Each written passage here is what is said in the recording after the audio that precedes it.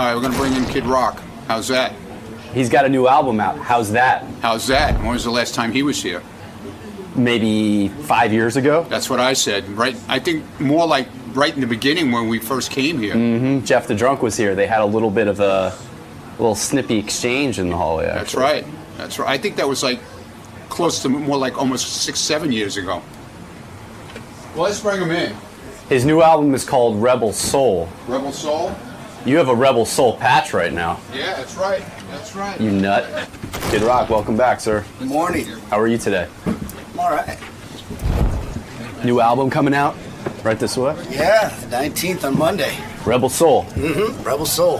Right this way, sir? It's weird. I'm way more sober and alert today than when I was younger on this show.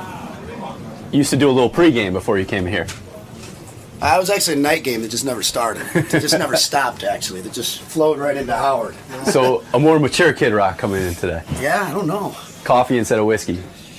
Might have a little Bailey's in here. That's what I'm talking about. All right, Kid Rock. Haven't seen him in ages. When's the last time we had Kid Rock on, Robin? Look at him. Never ages, this guy. Look at him. Lives a healthy lifestyle. Actually, he doesn't live a healthy lifestyle. I don't understand how he doesn't age. How come you don't? What's the secret, my friend? Hold on, pussy. You're still a kid, that's why, because you're Kid Rock. Right down here? No, you're good. Because you're Kid Rock. That's right. It's all in the name. Kid. It would look weird if you What's were with old. the scruff? Me? Yeah. Am I scruffy? You're totally scruffy, 100%. No shit. That's your territory. What's he doing in Hey, I ripped that off from you, man. Right? I like it. It's You a got good your look. pink cowboy boots on, too? I mean, Yeah, look. There they are, bro. Hey. That's it. Are you wearing cowboy boots now?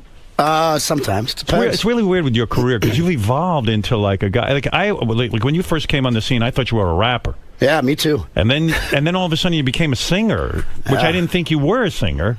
And then all of a sudden you proved to everyone you could sing. And then you put out country albums and Country songs, I guess. country songs. Creative. Fuck Sheryl Crow. It's crazy. Hey, if you were me, you'd do the same thing. Absolutely. I mean, why not?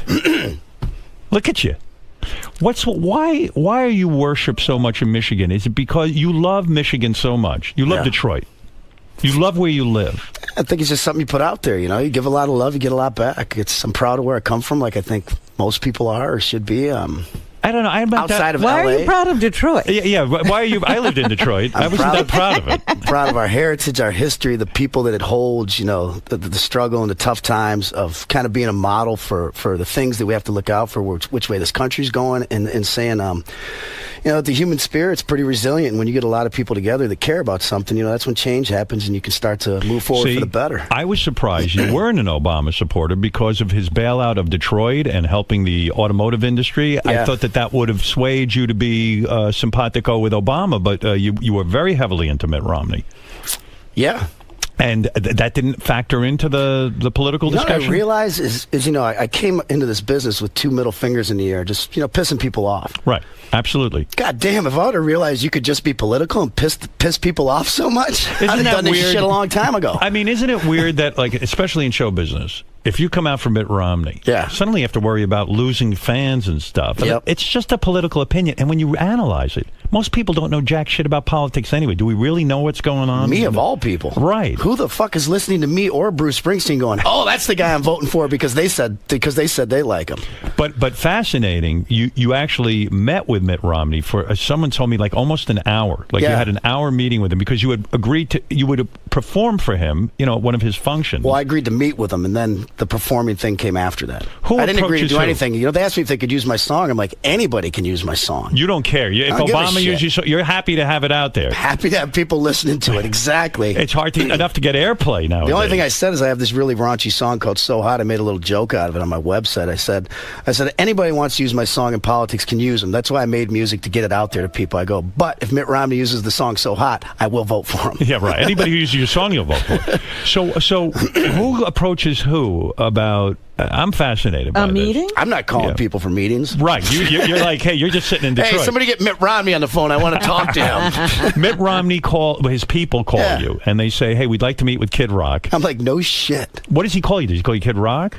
I think Mr. Bobby. Kid, Bobby. Mr. Rock. Yeah. But how come I don't get to call you Bobby? Why? Call me whatever you want. No, I've never put any stipulations on it. One of the reasons I don't get together with you is I don't know what to call you. Like if I got together with you socially, would I call you Kid? Would I call you Bobby? I don't even know what I would call you. It wouldn't matter to me. Are you sorry? That's what's holding us back. That's what's holding us back. That's it. All these years. Hey, Kid. I don't know. So no, I remember when you were married to Pam Anderson for the 5 minutes, and she would call you. Oh yeah, that's right. Fuck, Were I forgot they about married? that. Yeah, they got married. How many times did you marry her? 4. 4. Wow. You said I've said it a million times. Getting married's a fucking blast. Right. I've never had more fun than getting married. Right. Being married sucks ass. Why did it suck ass though? I mean, She's Pam Anderson. I mean, She's looking back. nuts. What do you mean? You met her? I know. It's crazy. There's no secret here. But why didn't you see that ahead of time? You are a bright guy. You are. I mean, people think, oh, he's a rock star. I don't know shit. You've had a good piece of pussy before. Yes. Fucking. Yeah, look at we you talked lose about your General fucking Petraeus. mind. Who's more brilliant than him? But you get so hypnotized, I guess. Yeah. Of course. But why do you This wake is up? no secret to mankind. But why do you wake up when you get married? In other words, before him, was she fooling you? Was she tricking you in a sense? No, the honest to God thing was, I think I've said this before. I can't believe we're rehashing this, but whatever. I know. I didn't plan on it. I have nothing new on me. I haven't fucked up in a while. Don't worry, I'll get to the bottom of what you've been up to. You know what it was? It started to affect my son. Yeah. When I saw it affect him, then I'm like, that's it, I'm out. That's the honest to God. That wakes That's the you bottom up. line. Yeah. That's why you're a good guy, because and I'll tell you a couple other reasons why I think you're a good guy, but it's like you really were willing to put your son first as opposed to this woman you married. Sure. And that ain't easy. Most guys are not going to get off that fun train. It took me a minute, but thank God I did, How did it fuck your son up? Just because it was too wild a lifestyle? You needed to give him a more stable life? It was just, I don't want to go into the details because I think people's feelings will be hurt, and it's too old to rehash that. Right. But it was just, and it was culture shock for my son, too. Imagine, he's in a small town in Michigan. I uproot him. He starts fucking high school at Malibu High School. Oy vey. Fucking, I might have told this story before, but it's such a funny one. I'll repeat it. It was like the first day I pick him up from school. And I mean, orientation was just a shit show. I was texting people. I'm like, dude, I'm sitting behind Kenny G at fucking orientation. I'm like, this is a fucking riot. You're having a good time. I'm like, this. I'm like, this is just so in outer crazy. space. I love it. But so Right. I pick him up the first day. He's all shook up. He's like, and I'm like, hey man, what's wrong, buddy? He's like, all these kids do here is ride skateboards and do drugs. And I go, hey, look at me. I go, hey. Stay off them fucking skateboards. Kind of lightened up the mood, and It is amazing. And then another time, we're sitting there by the principal's office, and they have this thing that says "gay," Right. Not to be used as a derogatory term. This. It was like sent from above. We looked at each other, and we both go, "That sign's fucking gay." Don't all the kids love him though? He's Kid Rock's son. I mean, come on, you're All a the hero. people that love me, he's probably got a good rapport with. Yeah. But I'm not one of those guys that rides down the middle like a lot of, like a Dave Grohl. People just Dave Grohl is just Dave Grohl. People Right. love him. Kid Right. Rock's like, I love that guy. He's a fucking idiot. I hate why him. is that? Why does Dave Grohl get away with being the good guy? I mean, I've met him many times. He's a great guy. He is a great guy. He is a great guy. But aren't you a great guy? Or people think you're an asshole? I think it's the same thing. If you hang out with me, you'd say, "Wow, that guy's all right." Do you think it was because of the marriage to Pam Anderson perhaps hurt your image? I mean, who cares? But Yeah. I mean, I don't know. When my image consultant, the conversations You never worry about your image? You don't worry about stuff like that? No. No. You just put out music and you hope for the best. Yeah, you put it out, and the thing I've learned early on is you can be as wild as you want, do everything you want, but you don't have to be an asshole. You can have as much fun. You don't have to be a dick about it, though. Was your son so grateful to you when you broke off the marriage to Pam, and then Yes, we had a heart to heart. I mean, we were in tears, and I was like, dude, if you were so upset about this, why didn't you tell me? He's like, I wanted you to be happy, which broke me up, and I'm not a fucking crier at all, obviously, and it was just, that would make me cry. I mean, because he appreciated that you did that. Mm-hmm. Wow, and he never came to you and said, "Dad, I'm unhappy." No, he was a trooper. He was a total trooper. He wanted you to be happy. That is sweet. That is sweet. How old is the kid now? 19. He's in college, second year of college. No kidding. Yeah. You've got a 19-year-old. I remember coming on here years ago, like I'm in this crazy custody battle. Like I got to be careful what I talk about. But now we can talk about anything. But isn't it amazing? You want to rehash any of those questions? Yeah, right now we can. Did you? Yeah, the ones you couldn't answer You know before. what? I always find that you had full custody of your son, right? Yeah. That's full physical custody. Yeah. When a dad wins full custody of a kid, Yeah. things must have been really horribly wrong. There was a lot of shit going on, yeah. Yeah, It was a crazy time, man. Something I Did people? hope nobody else ever has to go through. Did lawyers advise you and say, "Listen, the man doesn't get custody. Just give up. Don't even." Yeah, you're Kid Rock. Yeah. No, when people got into it and they saw the story, you know, and you know, he was kind of put in my lap at about 6 months old, you know, and then I was not successful then, you know, I was still broke, hustling, you know, making my music, a broke musician. And by the time he hit about, you know, 6 or 7, you know, things started to happen, and that's when it was like, oh, Mom came I'll back? take the kid now. Oh, now he's 6 or 7. He's a good kid. I'll You got take a little him. coin in the bank. Yeah.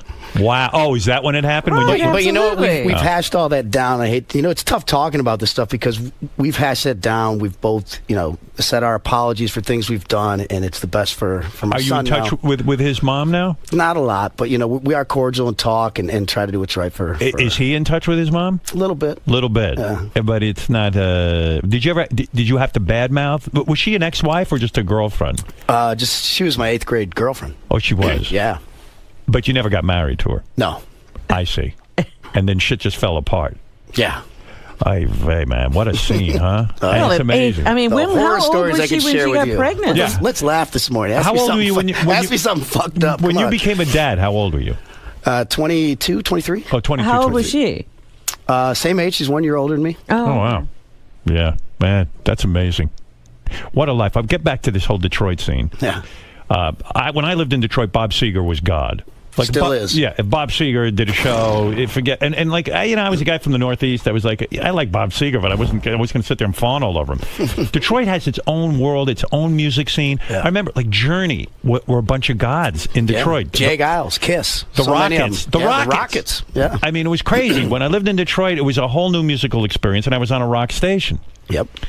But you put your money where your mouth is. You still live there. Mm-hmm. You started a beer company in Detroit. Yeah.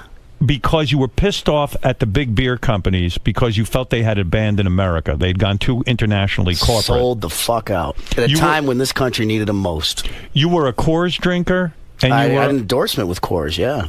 Budweiser. No, I never had anything with Budweiser, but they're Coors, fucking king of American beers, supposedly, until they sold out for 50-some billion to the Belgians.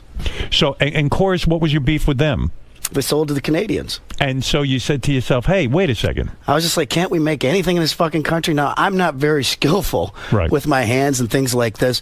I don't know a lot about a lot, but I know about music and I know about fucking alcohol. Right. I know about beer. You know? I You think do. anyone would not think that I'm, trying to pull a fast one on them if you said, Right. I only do things that I think, are really true and honest to me. And so I said, man, it's an opportunity to start a beer company, fuck with these big companies in Michigan. What is the name of your beer? Badass beer. Badass beer. And so this was a way of starting it in Michigan. So it's all made in Michigan, and it gives how many people? It's all made in America. We get as much as we can from. Unfortunately, the brewery went under, so we're in right now we're going to relaunch in like the first of the year somewhere else. The guy that had the brewery, God bless his heart, great guy, but didn't tell me he was in so much debt, and then thought I was going to be a bank, and I'm like, I'm not a fucking bank, man. Did you put up your own money for this thing to a degree? Well, no, he made the beer. Right. We marketed and sold it. And we split the profits. I see. But before we came, he was in a ton of debt. And you didn't know this? No. You didn't really check out? No, we tried to help him out as much as we could, but at the end of the day, it was like, I don't know how many millions of dollars is like, I was So like, Badass Beer is gone? It's off the shelves right now. It'll come back first of the year. I mean, I started to create jobs in Michigan. It's fucking fun owning a beer company, I got to tell you. Is it? And you walk in as a boss. Does anybody respect you as a boss? I mean, they see Kid Rock and like, hey, fuck you. I'm not listening to you. What do you know about beer? Fuck, I'm giving them, it's beer. You're giving them a job. Why is it fun owning a brewery?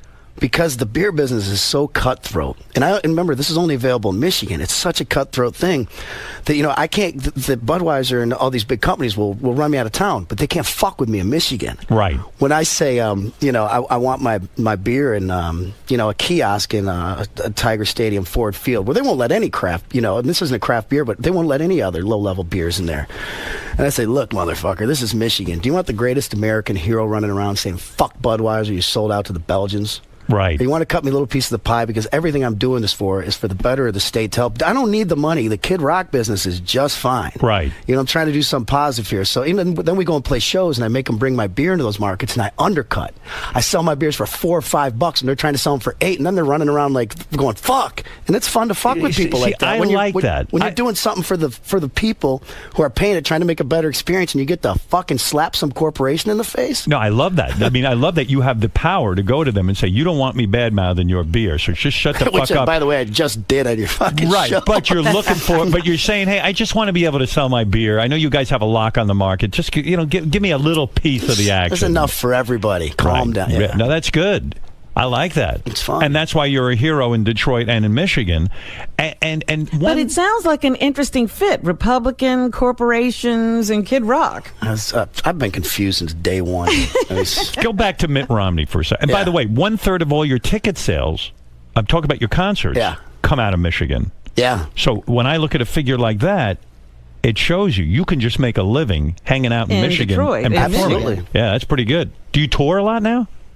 Didn't this last year, but yeah. You took a year off? We'll start in February. I guess you took a year, but I did a charity tour where I just played clubs and tried to give Detroit a good look and took some business in Detroit. And like 12 markets, gave away like 30 grand in each market to people that I really saw needed. And met these people. I mean, that was the toughest tour I did. Just meeting people who are hurting and just hanging with them every night is so fucking draining. It's so rewarding, but it's such a mind fuck, man. Yeah. You are a politician. Fuck that. How dare you insult him? Right. Do you think I'm full of shit, Robin? So when you get this call from Mitt Romney's office that they want, now that's a mind fuck. Are you intimidated by that, because that's not your world? And I actually wrote out a list of questions. Did you? Yeah. So you walked in and he said, "Excuse Well, me, he said, Governor." he walked in, we were like laughing, like started bullshit, and I was like, "Hey, I only got like 45 minutes. You care? I'd like to ask you some questions." So who's in the room? Are you, Mitt Romney? Just and who me, else? Mitt Romney, and one of the aides or something. Some Secret Service guys are hanging out. Okay, yeah, and they probably said, "Hey, listen, this guy is unstable. This Kid Rock." Did they check you out? Yeah, I mean, did they frisk you before you walk in? No, with they them? didn't frisk it. They came and checked the house out, and I have like a gun hanging over the fireplace. They're like, Can you remove that? Does this fire? Like, blah, blah, blah. Do they search your hair? I mean, they concealed weapons. They were real laid back. Those guys are cool. I gotta say, just in all my dealings, whether it's Romney came to your house? Yeah. Oh, I didn't know that. Yeah. Yeah, you're a big gun guy, right? Yeah. Do you go hunting with Ted Nugent? I just did this weekend. He taught me how to bow hunt. What do you shoot? Whitetail. White-tailed deer? Deer, yeah. Well, we're down in How Alabama. do you We do do that? turkeys, whitetail, doves. I couldn't do it. What? I can't kill animals. I love those fucking deer. They're so beautiful. I don't know how you do it. I can't. I'm a pussy. Go ahead, say it. I don't give a fuck. You're a little bit of a pussy for that. Am I? I think you would enjoy it. When you kill the deer, you don't feel bad? No. Do you really eat them? Ted goes, Yes, I drink the absolutely. urine. It's the most lean meat, best for you can eat, rather than some fucking cow that's raised on antibiotics and bullshit. You're eating this animal that's, grass-fed in the wild. It's really And by the that way, good. if you don't, yes, and, Ted even is doing things, way beyond where, he's a conservationist. Every tree that, he cuts down, he plants 2 more. Same with the animals, these deer that are overpopulated, they're dying of horrible deaths like tuberculosis and other things. He goes and thins them out, and then he takes that meat and feeds homeless shelters and things. Do you hang out with Ted? We did last weekend. That was my first time in a while. We're always texting, but he taught me how to bow hunt, Is he that manic when he's like... He's a great guy, man. I enjoy him. He speaks in T-shirts. Right. We're driving out to the blind this weekend, and we were talking about something. He goes, "I didn't create fuck you. I just perfected it." Yeah, I mean, yeah. It's like everything's almost a song title.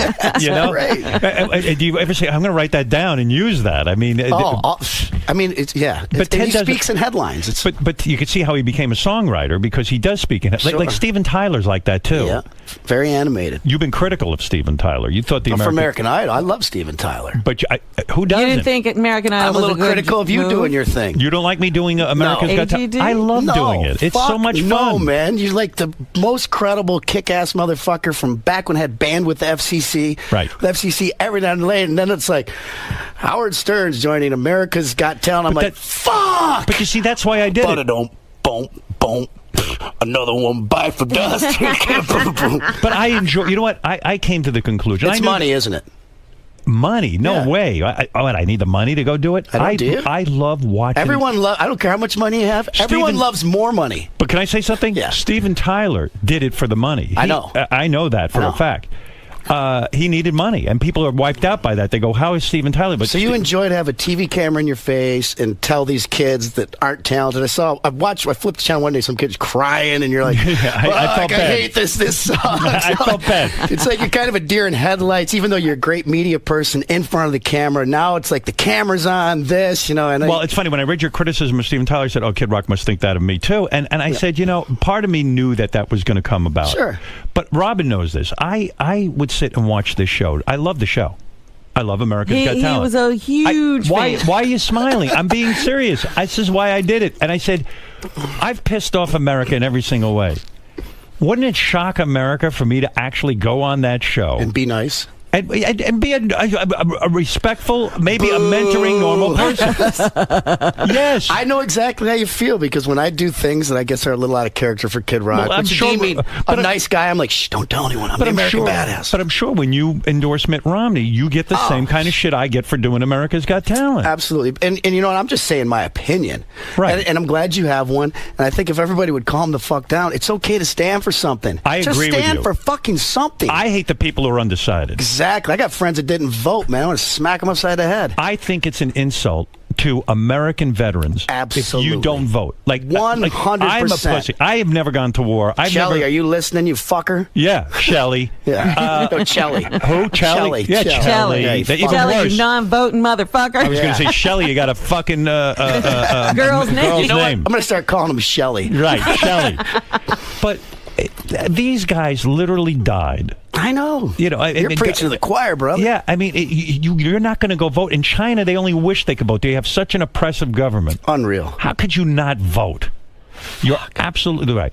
So get back for a second. Yeah. So Romney shows up at your house, which is freaky anyway. Fucking crazy. Crazy. They go think that, I started out in this business, wanting to get a hot piece of ass and maybe a new car. Yeah. Fucking this is going to be exciting. You remember the days when we're calling hookers on the fucking phone from the hotel with I remember you were in a room with Fred Durst. Was it Fred Durst or was it Axl Rose too? Probably both. I think they were both. Are you in touch with Axl Rose at all? No, when I did that record with Slash, I'd never heard from him. I think I heard he was kicked pissed out off. of the group. Yeah, I was out. So you're the enemy because you did a record with Fred. And by the way, man, I had such a great time hanging out with Axl. Right. People, he says what he means, and and he's definitely that guy. But he's fucking such a sweet guy. Is he? Really, but there's something wrong, right?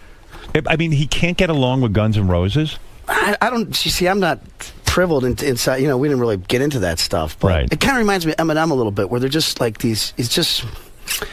I don't know if reclusive is the word, but they take everything so literal. Yeah. If me and you say something about them right now, they're gonna fucking find out about it, and there's gonna be a grudge held for fucking ever. You're right. I get the feeling that Eminem is such a damaged guy that, and I mean this. I mean, he's come a long way, man. Yeah, but I mean, he's so fucking really angry that great kid. I think he's just got such a chip on his shoulder that he can't relax. Do you hang out with him in Michigan? Occasionally, yeah. Not too long ago. Yeah, came by the house. We had dinner, and it was really kind of weird because we're having dinner at my nice dinner table, and I cooked and stuff, and just having this sophisticated kind of dinner, just laughing about stuff. It's people that somebody I'm sure you've had this experience where somebody who kind of you came up with at the same time before you had this celebrity and shit show of money and everything else, and just kind of laughing like, holy shit, it fucking worked. Right? Can you believe this? It's really quite unbelievable. It's incredible. He seems to have taken sort of a quiet road now, right? He's great. He's just great family guy.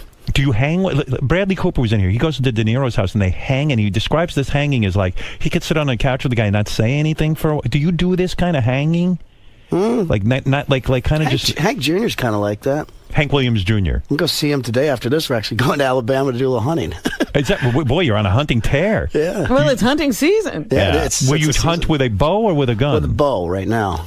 You're all about that. Well, it's bow season. This bow hunting must be pretty easy if you just learned it and now you can do it. The shooting the bow is pretty easy to pick up on, but then when you factor in this deer blind, you got to be quiet. You got to load this arrow up, shoot out of this little window, and you got to wait till the deer gets close enough. Like we saw this deer at Ted's house, and I'm like, fuck, if I had a rifle, that thing's dropped. Right. But yes, we're sitting there trying to be calm and patient, waiting for it, and it never came close enough. And what is the thrill that you and Hank will sit and talk, I guess, while you're waiting for a deer to show up, right? Well, we're not sitting in a blind together. We have for turkeys a little bit, but You don't sit side by side? No. You mean he's in his blind? That's a little gay. Is that gay? If you sit next to one another with your guns? Blind. Maybe with your girlfriend or something. Hey, Hank, jerk me off while we're waiting for this deer. Hey, if I fall asleep, don't be scared to unzip it. So Hank is in his blind, and you're in your blind, and and so you're really You're texting now. It's great with the texting. Can you text each other? Yeah, you can text while you're hunting. High-tech redneck, man. That's crazy. Yeah, look at you. Right. Oh, so you'll go, and then you hang out at his house and No, I got property. We got property together. Like he's got some came for sale, so I bought it. I actually put a double wide on it. Where is this? Outside Montgomery. We call it L.A., Lower Alabama. He says to you, "I moved to a place. Why don't you He's buy?" been there for years. He kind of was raised down there. And you said, "Hey, I'm going to buy the property next." No, to he you. said this. Another I get 400 or 500 acres came up. He goes, I think you should. if you want to buy, you should get it. Connects with mine. I'm like, awesome. Wow. Great investment. I'd love to be down there. It's like going back in time. It's just a simple way of life. Nobody real asks simplistic me. people. Nobody ever asks me to move next to them. You know what I mean? Like I don't get a call from someone who says, But "Hey, Howard, you're not going to put a double wide on anything. I got 10 and acres enjoy for you yourself. whenever you want it, Howard. 10 maybe I free should come acres. in." But I see again, like Bradley Cooper's saying the same thing. You guys all hang out with each other. I'm not hanging out. I had your All right, fuck you. What? I had your wildfire number for a long. You had wildfire, right? Yeah, I did. For a long I got time. rid of I it. would call and leave you messages when I was around, or had Yeah. I'm going to say, Howard, if you know you're around, you want to grab dinner, this, that, and the other. I never heard back from you. Yeah, because I don't know how to enjoy that. You It said this bothers back me. then too. I get weird around people. I don't know how to hang out. Yeah, I don't. You'd be disappointed hanging out with me. I mean, You'd have a blast. you know what? And it's Because you need to hang out with really, people who enjoy other people's company. Now, if you're saying that don't. you're not, you're just hanging out with the wrong. You're hanging around with knuckleheads. Then. I am. Yeah. Anyone who knows me, you're a knucklehead. Yeah. Kid Rock is right. Because it sounds like a nice Why would thing. you take up a dinner invitation? Because then it's like, what are we going to talk about? And, and he's going to be bored, and We could just sit there like Bradley Cooper and De Niro and not say anything. Yeah, right. Just sit there. Gay. That was a little gay, wasn't it? Did Bradley get a hold of you? He wanted to Yeah, tell no, you. we talked in the hallway. Yeah, he likes you. So get back to this Mitt Romney meeting, because I'm really curious. Yeah, it's fascinating. What a life you're having. I mean, it's really like M&M's over for dinner. pinch Fucking yourself, you're bonus right. round of life, no question. If I died tomorrow, I made it to the bonus round. And you probably try to live a healthy lifestyle because you love your life so much. I balance it out better. But it's the best part. Is the best part these friends who kind of come, like Ted Nugent and Hunting and Eminem coming over for dinner? Is that the best part? And It's a really fun part. Yeah. Nothing's ever going to beat friends and family, kids you grew up with and people you've been around your whole life. But it's definitely a fun little shit show, Do you spend time alone and like when you compose music, when you wrote this new album, don't you have to be off on your own and kind of like obsess over it and do your thing? Not really. Well, where do you write this music? It's just what I do. It just happens. You scroll But it you down. don't have a regular writing routine where every morning you have to go and sit for a little while. Well, when we're in that mode, I mean, I'm writing all the time. You are. know? What do you have? A little journal like you keep? You got your fucking phone now that you put ideas in. But yeah, I keep little notepads around and just jot things down. Or I have there's always a guitar. I'm never far from What did you instrument. jot down yesterday, for example? Like what was something? I was actually writing. Something political that I don't know if I'll ever use, but it was something about hanging with Hank and Ted. It was like something. I have to look at my iPhone. It was like Take it out. I want to know what you wrote in there, because maybe I have a song in me and I don't realize I could probably play it, but I don't think this will ever get used. You play it for me. This is on your what? What do you have, an iPhone? I have an iPhone 4. Why not the new one? Can't afford it. Seriously, why not? It's great. It's much lighter. Hold it up to your little microphone on your headphone. headphone. Here. Is this the one? What's the date? What is the program you use to write these ideas down into? Let's see your speaker. Yeah, put it on speaker. What do? You talk into it? Yeah, let's see here. You don't work it very well for a guy who... Yeah, you might not ever get that idea back. Yeah, I mean, by the time... How do you work this? Yeah, by the time you get the fucking idea down into the iPhone, it's gone, isn't it? Don't ideas just come and then... Don't you lose ideas a lot? Look at you. You're horrible with it. Why is it not coming out? You got it on mute, I bet. Do you have it on mute? Speaker. You go ahead. Talk me through it. Play. Go ahead. Oh, there it is. Now make it louder. All right. There. Are you left or right? I was born to be dead. And when I die, I'll lie somewhere between old Hank and Ted. So in other words, that came to you. Yeah. You speak it into the iPhone. Yeah. And by the way you operate an iPhone, you probably lost a million ideas. Am I correct? Normally, I jot them down. Right. And I have a little voice recorder, one of those old school ones. Right. It's easy. I keep my backpack, but I'm just learning this thing. I only got 4 or 5 ideas on here. When you're sitting with Ted, does he ever bring out his guitar? Does he ever say, hey, let's just jam a little bit or something? Well, not this time, but I mean, it happens with a lot of people, yeah. Yeah, right. I have to learn so much from Hank that way, We're sitting at a piano or just sitting around picking. I've learned, I've been fortunate because I was never taught any of this stuff, but to sit around with Jerry Lee Lewis or Hank Jr. or Billy Gibbons, these people, and just have them show you a thing or two and just be having fun doing it. And you're kind of like bonding, but at the same time, I'm like, I'm getting the greatest lesson in the world. Yeah. I saw Billy Gibbons recently, John 𝗵𝗲, the great designer, Detroit guy. And I love him. He dresses me for America's Got Talent. I know. That's sweet. Well, hey, whatever. So I'm gay. So I told He's you really like crossed over, kid. Yeah, I'm gay. Is this scaring you away from our dinner date? Who dressed you? What's that? Who dressed you today? Come on. Do I look like I have a fucking stylist? No, but John 𝗵𝗲, he had an unusual event right in his store. He had ZZ Top playing. They must have done about 7 songs. I saw they did a deal with him or something. Yeah, 7 songs or something like that. And man, that Billy Gibbons, is he underrated as a guitar player or what? Jimi Hendrix on the Dick Cavett show years ago called him, when he was young, said, yeah, my new favorite player is this young cat out of Texas, Billy Gibbons. And my God. I've been, Billy's one of my fucking great friends in the business. Do you ever say to him, shave that fucking beard already? Fuck, no, that thing's awesome. You love that beard. Look at how, the beard is like the new hip. Everyone in Brooklyn's got a fucking beard. Billy Gibbons started that shit. You can't. They don't count. Now, so by the way, with my clothes, wouldn't I fit into Malibu High School? Your son couldn't make it there. I could have cut it there. Yeah. Tell him I would have loved it. So all right. So get back to Rom. Yeah. He shows up at the house. Yep. And I asked him some questions. What did you ask him? One of the main ones was because I asked George W. Bush this at the Kennedy Center one time. Yeah. This big thing with all the presidents that were alive except Obama. We're in this room together, so we're killing time. And I'm like, and I asked Bush, I go, would you be interested? Because he has this 1,000 points of light thing with his dad, charity. So it's left and right coming together to do a good thing. I go, would you be interested? Be kind of an unusual story of helping me help the people of Detroit and the city. And Bush looked right at me. He goes, no. I don't want to do it. He goes, no, not really.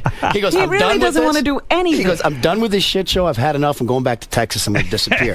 Yeah. And I go, you know what? I respect that. Right. It was an honest answer. Right. So I kind of asked the same question to Romney. That was one of my main things after asking him. I was like, do you just want to be president because your dad was rich and he was governor and you want to outdo your dad? Right. These are my questions. Because that could be the motivating force. I'm like, I know what it's like to want to be better than your father. Right. I'll succeed where your dad didn't make it. He'll make it. Of course, I'm getting these. No, I really think I can help America. I'm like, all right, cut the shit. Yeah. I'm like, this is my living room. It's not going to leave here. Of course, I'm spilling it all now that the election's over.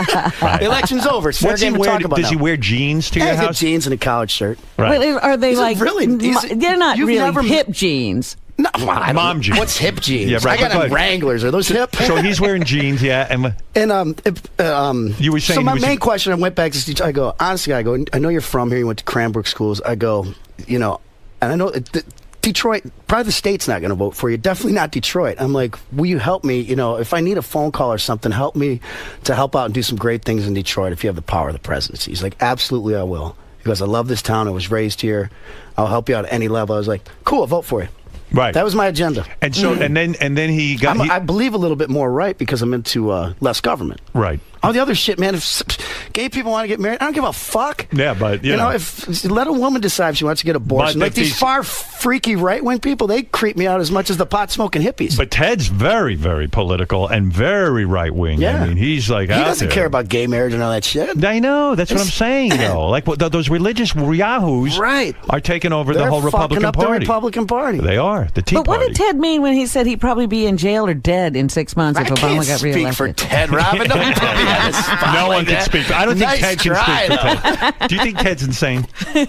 Absolutely not. Absolutely not. No. You love it.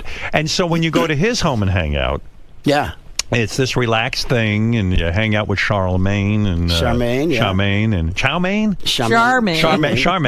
and you hang out with all of them, and and he's got this very traditional kind of life where he goes hunting all day. And does he wear like that bow and arrow and the little skirt he used to wear on stage? Remember that? He didn't have that on. He comes out with a buffalo. Remember he used to come out? Genius. Yeah, too much. Comes out in a loin on a buffalo. Yeah. How can you not be entertained? Are you not entertained? It's unreal. So So anyway, Kid Rock has a new album. It's called Rebel Soul. Now, you've made a new move here. I did? Yes. You were very resistant, let's say, to iTunes and all this stuff. I mean, you hated the internet. You don't like that people don't buy albums anymore. They buy the singles and all this stuff. No, the thing with iTunes was more of, telling everybody that their music's the same price. Right. Now, if you think Bruce Springsteen, Born in the USA, should be the same price as my son's garage band. Right. I don't agree with you. But you've changed with the times, and now you're selling the album on iTunes. You've bowed to the new way of doing things. Nah, I did it on my own terms. Did you? I sold millions of records without iTunes when everyone told me once again in my life that I couldn't do that. That's true. How many records have you sold? What is it? Without iTunes? Yeah. Or total? Total. Like 25 million, I think. 25 million records. And each time you put out a record, people said, no way you're going to sell any records, right? Oh, God. Every time I just look at someone, they just tell me, nope. Do you hate where the music business is now? It's hard to even get heard anywhere. New music, forget about it. I feel bad for the kids coming up now. Although they have a world of opportunity, it's just it doesn't seem like anybody's hit the nail on the head yet. I'm confident that's going to change. Well, a lot of people say the new... I'm old. Yeah. Fucking, I don't know what these kids are up to. What you're saying is what's nice is you've got your core audience, so you can go out and tour and make money. So the pressure isn't on you to sell a lot of records. Exactly. But, it's a tough environment now. It used to be, hey, Aerosmith's coming out with a new record. Everyone would just go out and buy it. Everybody can make a piece of music now. All you need is a computer. Right. Everyone thinks they're in a fucking band. So what's the best way to sell... Just go over the bridge to Brooklyn. Right. But what's the best way to sell a record now? I guess you got to go out and... It's fucking never changed. It's the same thing. Make a good fucking song. Right. It's that simple. If somebody else asked me, like, how you do it, the piece of advice, hey, write a fucking great song. You will not have a problem with anything else. Right. Nothing. Everything else will fall right into your fucking lap. Yeah. But what if you do write a good song and you sort of can't get on the radio? But you're saying, hey, if I do write a good song, someone will get find on the radio. It'll somehow happen. But what is happening with rock and roll? I mean, nothing. The radio stations are dying. What's going on? The stations are gone. It's overprocessed. And here's what's... How many rock stations are in Detroit now? One main one, Riff. Riff? They're still standing? Yeah, there's a couple classic rock stations, 94.7, 106.7. I don't know what the call letters are. But here's what's happened with rock. These people like Jason Aldean in country, they would be rock. Right. But rock won't play that. They think it's too country. But remember the Eagles? Right. And shit like this? Jackson Brown? Yes. That was rock. Right. Now all of a sudden, if it's not over-processed fucking band with like metal guitars that absolutely suck ass. So you're saying the definition of rock has really not changed? Country. It's country. Because these guys come out with a band and they do play. And all they do is throw a fiddle in it.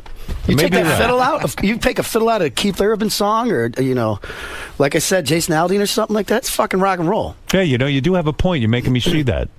I didn't think of it. I guess I've been kind of snobby about it. Yeah. But you're right. But you'll never beat this. I was just explaining this the other day. Hip-hop, pop music, R&B, country, you will never beat a blues-based, barn-burning rock song live. In an arena, never. It's so true. Never. Like I said, ZZ Top. Period. I mean, that's just a great show. Yeah. I'll put Walk This Way, against Aerosmith live against any fucking pop or country band. Any day of the week. Has Steven ruined Aerosmith by being on American Idol? I mean, can they come back and... Nah, I think it was just a little, oh, man. A little detour. It's just, And what was he supposed to do? They really left him. It just seems like you wanted that spotlight so bad. Like, I've got to be in that spotlight. I abuse it to sell things. Right. Other than that, I'm going to fucking Alabama. Get the fuck away from me. Right. You know what I mean? I do not want it 24/7. I think a lot of people feel like that, but there are these people that like Kim Kardashian, shit like that. I gotta be in this. I want to be famous. I gotta be in this. But her whole fame is being famous because she can't write a song. She doesn't have a talent. You actually have something that you can do. You actually sell records and you perform. I mean, it's a different kind of psychology. Right. Thanks for the boost of confidence that I'm talented next to Kim Kardashian. Well, you are. I always said it. I think in a neck-to-neck battle, you would win any day. I'm not kidding. The way you move on stage, it's great. Now, it's nice to have you in my corner, Howard. Kid Rock's new album, absolutely. You can always count on me. Let's have that dinner. Kid Rock has a new album. It's called Rebel Soul. Kid Rock makes a good point. I remember how hard you worked in this business, and I think that in all seriousness, hard work always wins out. And these kids who do want to go on these shows and win and somehow think they're going to be big stars, it requires a lot of work. A young Kid Rock used to send me songs. How many stars in American Idol can sell at an arena every night? 0. I mean, the one, 𝗬𝗵𝗲 𝗛𝗿𝗱, this fuck thinks he's the greatest A&R guy alive. I'd love nothing more. God, I wish I was 25 again. If I was 25, I would walk up, punch that motherfucker right in the eye. why, though? What did he do That's wrong? Howard's boss. Just for the fucking way he looks. You don't like it? Nothing about him. Fucking slimy fuck. Have you ever met him anywhere? No. You just I'm so ignorant I would just punch him for fucking no reason at all. Fuck you. And you know what? You're not kidding. I remember days you would call into my radio show in a room with Fred Durst and Axl Rose. You guys were fucking girls in a room and drinking for 5 days straight. And you were out of your friggin' mind. Have you calmed down, you think? I have I've just learned to balance it out, which is weird because when my son went to college, I'm like, game on. Right. I don't have to be responsible anymore. You know, He's out of always- the house. He's gone. I got this fucking beautiful farmhouse with a big TV and some money in the bank to myself. Shit is going down. Right. Hey, are you going I'm up crazy? at fucking 6 in the morning every fucking day. Like I was sitting next to Central Park this morning at 5:30 in the morning. I actually wrote a little reflective thing on my website about, boy, New York's peaceful. I wish I was into deer blind. I miss my son. Thanks to all the fans. You know, You're just turning into a nice guy. You're turning into a mellow dude. Are you seeing any women? What's going on with you? I got someone special, but I've learned my lesson a long time ago. Shut the fuck up about it. For a while, you were on a mad tear with famous women. You do the same thing. You did the same thing. Shit. Who's that? I'm sitting here whacking off. No, but I mean, I'll read you a list. Oh boy, Let's thank go you. over it. Let's go over review. a few names. Sure. Let's go over a few names. Loretta Lynn. Loretta Lynn. That's what it says here. Oh I swear. my- Did you fuck Loretta Who Lynn? doesn't like a MILF? Come on. Come man. on. Did That's you? the biggest country star of all time? Did you bang Loretta Lynn? Absolutely. You did? Come Oh on. my God. You are a freak. Did you really? Of course not. Well, I mean, of course Say, not. how'd she get But I that? love Loretta. Really? I can't say fucking she According is to the greatest lady. website, whodatedwho.com, Kid Rock has been linked to Kelly Russell, whoever that is. I don't even know who that is. Me neither. Loretta Lynn, Tina King. Who? I don't know. Jamie King, that I Yeah, know. I yeah, know. Jamie You King. dated her. Yeah. She's a beautiful girl. You ever hear from her? Yeah, she's still a friend. Yeah. Pamela Anderson, of course. But, Check. Okay, can you be friends with her still or no? Yeah, a little bit. Little bit. I don't choose to hang out, but once in a while, very, very occasionally a text. How you doing? Hope the kids are well. Oh, really? Mm-hmm. Oh, that's nice. Sheryl Crow, of course, we know about. That's weird because she is like family and my sister. So thinking back on that one, I'm like, Mistake? well, this is like incest. Yeah. But attractive woman. It was a very small little, I think it was we got caught up in the music and Were kind you of in fell love in with love her? through the music. Were you in love with her? I'm still in love with her. I love Sheryl Crow. Like I love her to death like cornflakes. That's another thing I like about you. You seem to like fuck these women, and then somehow you're friends with them. No one seems offended when you break up with them. You know. You don't got to be a dick. Well, how do you break up then? Like, to teach me. Like, what do you say? They usually realize they can't deal with me. Yeah, but what do you say? Do you say, listen? They're like, this isn't working out. And I'm like, So they break up with you, is what you're saying. that's too bad. why doesn't it work out with you? Do you purposely sabotage the relationship? I think I have before, but How do you do I'm that? just, man, I might be a little too self-righteous. I know I'm a good person. I open the door. I treat people with respect. I know I have my quirks. I'm very upfront about them. What are your quirks? What's that? What are your quirks? Fucking my way or the highway. Is that right? So everything's got to go down your way. I mean, Is that but fair I to don't think a my woman? way's that bad. No, but is that fair to a woman? I mean, she's got to feel equal in the relationship, doesn't she? Says who? Says me. I'm serious. I mean, Well, you're never going to be. he's not getting that. It hasn't No, worked out so far. I Yeah. understand that. And You want to be single. You don't want to really be in a committed relationship.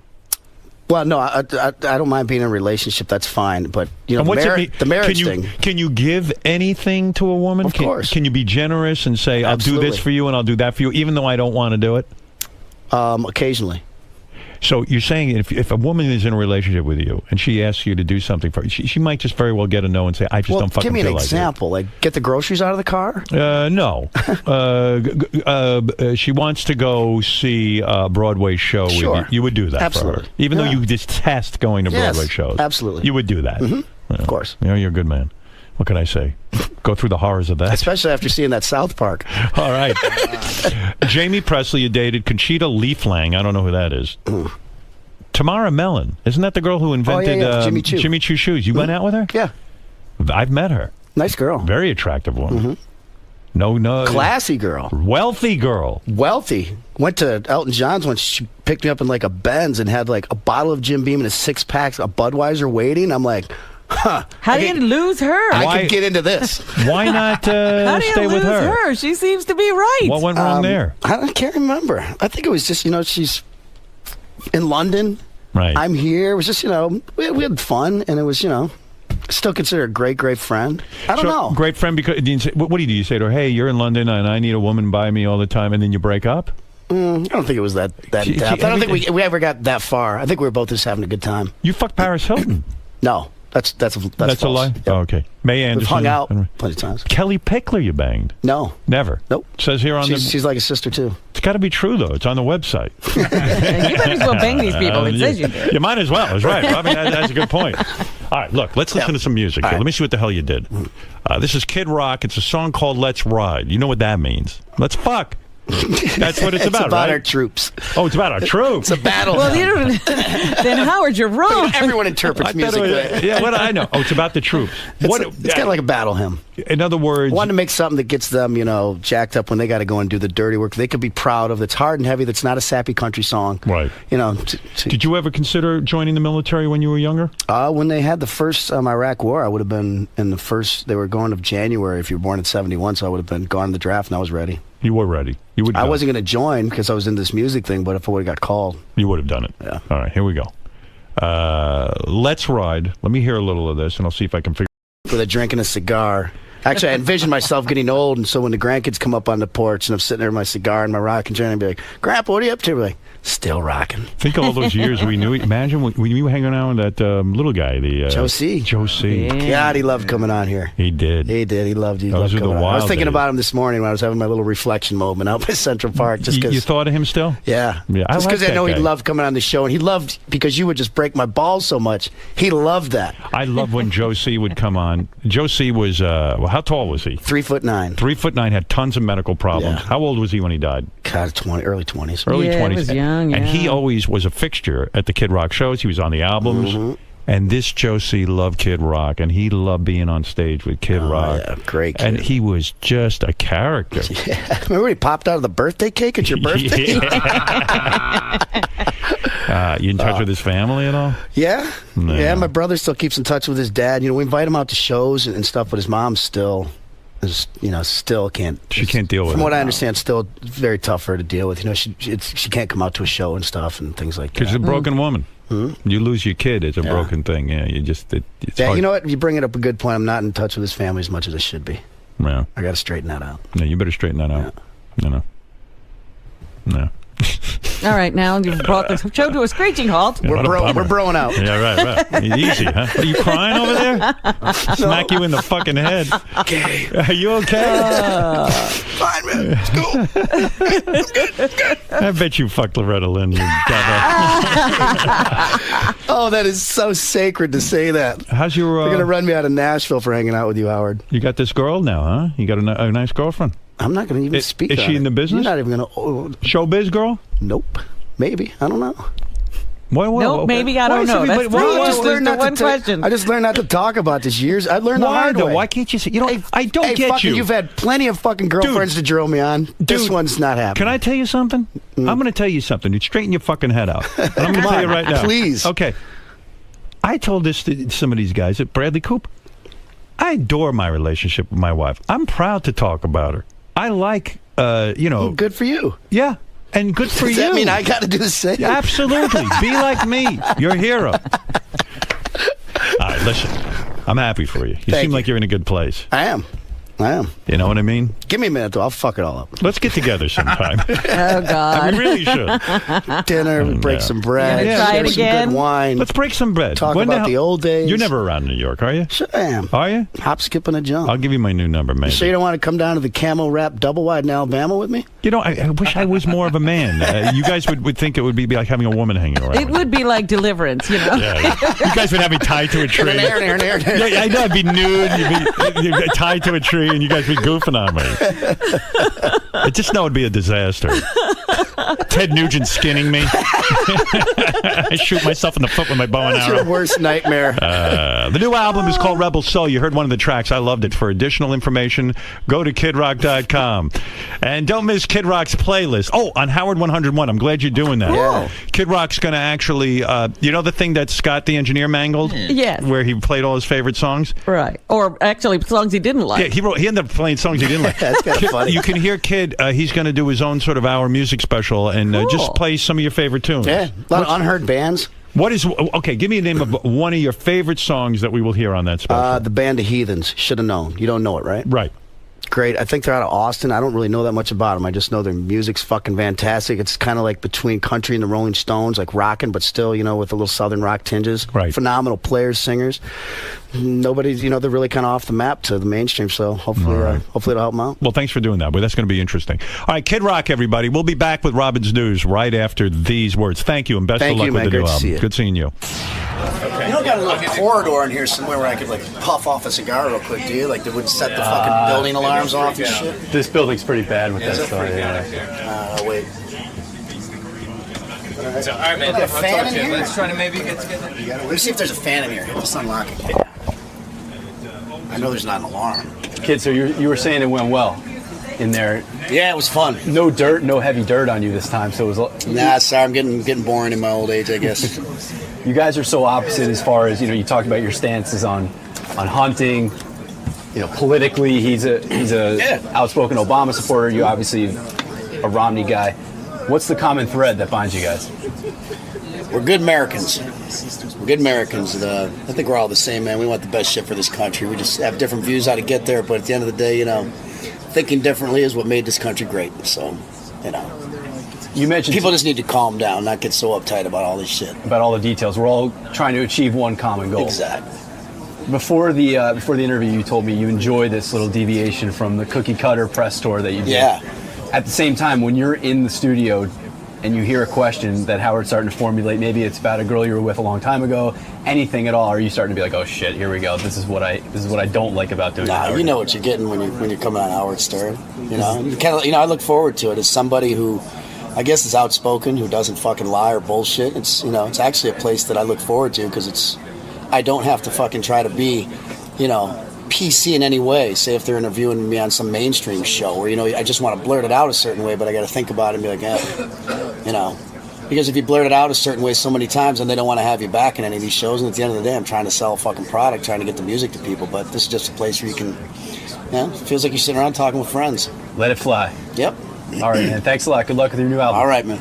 Peter McAfee, or Medicated Pete, as he's affectionately known, first twitched his way onto the Stern Show scene as Scott the Engineer's intern in the fall of 2009. Since then, his Tourette's-affected lifestyle has captivated both Howard and his legions of fans alike.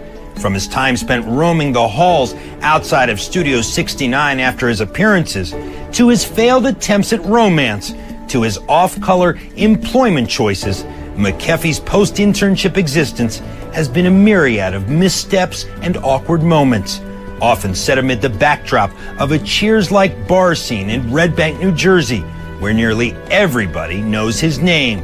We caught up with Pete during the waning days of summer, and as you're about to see for yourself, despite his local celebrity status, this wandering soul of the Central Jersey Shore is often found strolling aimlessly about. And it's in this bizarre daily journey that Pete both mystifies and beguiles an entire community. Located near the northeast tip of Monmouth County, Seabright, New Jersey is a picturesque Atlantic coastline town that's home to Donovan's Reef, a laid-back beach bar known for its live music and local vibe. And it's also where, as I was about to discover, Medicated Pete often shacks up with his dad, Pete Sr. Apparently, this is the place that Medicated Pete calls home. It's very, very strange to say the least because it looks like it's just an extension of this bar. But let's take a look. How you doing? Are you Peter? In the flesh. John Lieberman. Oh, John, how are you? Nice to meet you. Nice How to you meet doing? you. Go ahead. So this is home. This is home, away from home, absolutely. It looks like a storeroom or a storage room. It's a showroom for the bar, of which you saw right over there, Donovan's Reef. And you definitely don't get cold at night with all the stuff here. And you want to see Pete, I think, right? Yeah. You don't want to see this, right? So you and Pete live here, and Yeah. we're just feet from a huge, beautiful bar on the water. Yeah. Convenient. Makes it very easy. Where's his room? Down here. Oh, Christ. Let me see. Hey, Peter. Pete, you up? Is he naked? No, come on in. John, come on. Lieberman, what's up? What's up, man? So this is the room, huh? This is the magical room. Man. This is where it all happens? Yeah. Now wait, yeah. isn't this supposed to be inflated? Yeah, I popped it last night. You popped it? Yeah, What do you mean? I was having a lot of fun last night and I popped it, so. You see his girlfriends? So you sleep in this room. It was inflated. It looked nice. You know, when you got here last night. Why isn't it inflated? I had a lot of fun last night and I accidentally popped it. Did you hook up last night? Yeah, I did. Who? did. With who? I was Labor Day weekend, so some random chick. Pete continued to ramble on about his alleged drunken romp with a mystery woman before providing me with a brief tour of this peculiar beach bungalow bachelor pad. So, this door has no screen, shit. as you can see. Shit. Look at Putting this. my hand through it. Look at this. Got the trash can. What's in here? Well, that might be a clue as to what happened last night. There's a huge That might be it. bottle of Peachtree booze and a McDonald's bag. You remember going to McDonald's last night? I do not remember that. Falling somewhere in between a frat boy's dream house and a merchandise hut, the rest of the bungalow is as muddled and messy as most of McAfee's on-air interactions with Howard. Random junk, clutter, and misplaced furniture pieces adorn almost every nook and cranny of their living space. And as I attempted to map out our day together, Pete seemed unfazed by these less than ideal living conditions. What are you going to show me today? Because I really want to see how you live. Well, basically, the day goes like I start out here, get dressed, obviously, and then go to the library. All right, well, why don't you get dressed? We'll go over to the bar and then we'll head to the library because I really want to see your resume too. Sure. After going through his not-so-thorough morning routine, Pete and I began our 50-step stroll to Donovan's to meet some members of their staff, along with a very interesting barfly from this beachside staple of the Jersey Shore. Who's this guy? Here, wait. This is Dizzy Dave here. This is Dave? Everybody calls him Dizzy Dave. Dave? In Monmouth County. You Dave? I'm Dave. John Lieberman, Dave. Nice to meet you. Oh, I know you. I know everybody. Nice to meet you, Dave, Dave. what's I just can't figure out who works for Curly or Curly, you know? How long you known this guy? Too long. Don't tell me you got a 55-pound pig and a 55-pound drum. Not everyone at the bar was like my new friend Dave, though. Susie, Donovan's manager, has known Pete for 16 years and helped clarify some of the details surrounding Pete's supposedly wild night with a mystery woman. He claims he met a woman here last night. Last night? No, there were only guys. I don't think we had any girls in the bar last night. It was raining. What was his name? I don't remember. Oh, so there was a girl here last night? Tell me about her. I guess I was just so fucked up that I just didn't remember shit, you know? Yeah, I hear you. That usually happens, you know? I just caught him staring at your breasts, I believe. Yeah, well. Does he generally do that? I mean, yeah, you know, you'll look up and whatever girl is near him, he'll sort of have that peety look on his face with his jaw kind of open, giggling, and just sort of looking at boobs. Yeah, he does. That That's happens me, a lot. That's what? That's just me, you know? That's just So what I it's do. excusable because it's you. Yeah. But as I got to chatting with more of Donovan's staff, I discovered that Pete was stealing more than just cheap looks down Susie's shirt. He'll just lurk towards the bar. Not much going on there. Every now and then he might try to swipe some tips off the bar. Yeah, you heard me correctly. Pete, this is a very serious accusation. So let me ask you this. have you taken money off the bar, money meant for tips for these hardworking bartenders, and put it in your pocket? When I've been drunk, I've been accused of that, yeah, and that has happened. And it's just like, I just don't know where my mind's going. There's stories other bartenders will tell you too, where there's $2 or $3 at a time.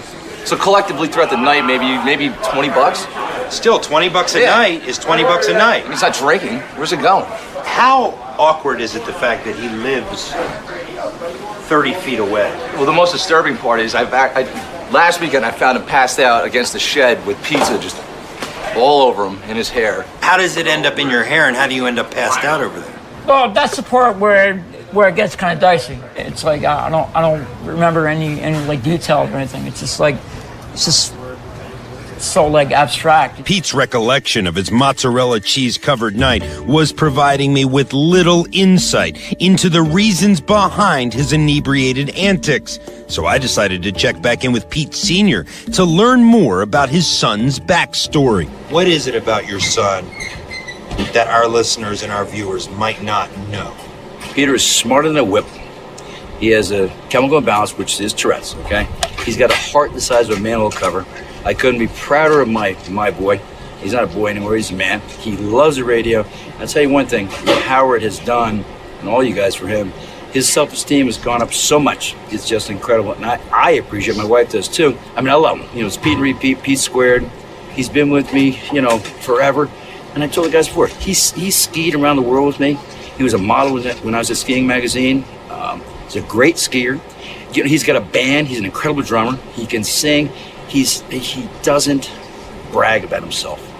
And somebody that's accomplished as much as he has, it's amazing that he won't tell the story. As I continued to delve deeper into Pete's past, I uncovered even more about his lifelong bout with physical afflictions. Tell me, Pete Sr., at what age Pete Jr. was diagnosed with Tourette's? About 2.5, 3 years old.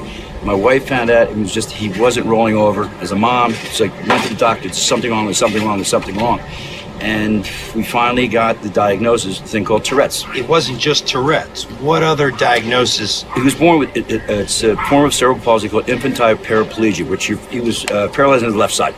And he was paralyzed on one side completely? Left side, yeah. Left side. And that's gone away. But again, people think cerebral palsy is Mongolism, and it's not. Cerebral palsy is a neurological disorder. And that got better through therapy. And you'll see Pete does this. That's Tourette's and that too. What's the hardest part about being Pete's dad? Nothing. Now I've learned that Donovan's is less of a bar to Pete and more like a second home. But now I wanted to go to the place that changed Pete's life forever, the infamous public library. So Pete, how much has this library changed your life? Before my internship with Howard, I would come here and post resumes online. And I would upload my resumes to different places.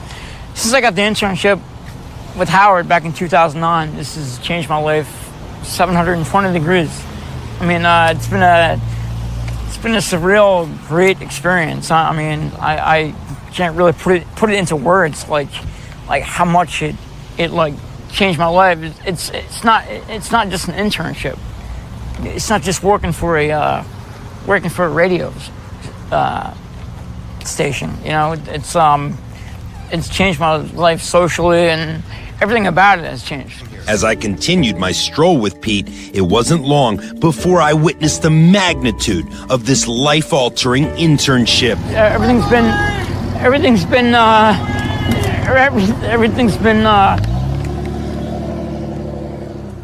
Clearly a lot of people here know you. We just got a Baba Booey out of a truck. So clearly you're a star here in Red Bank.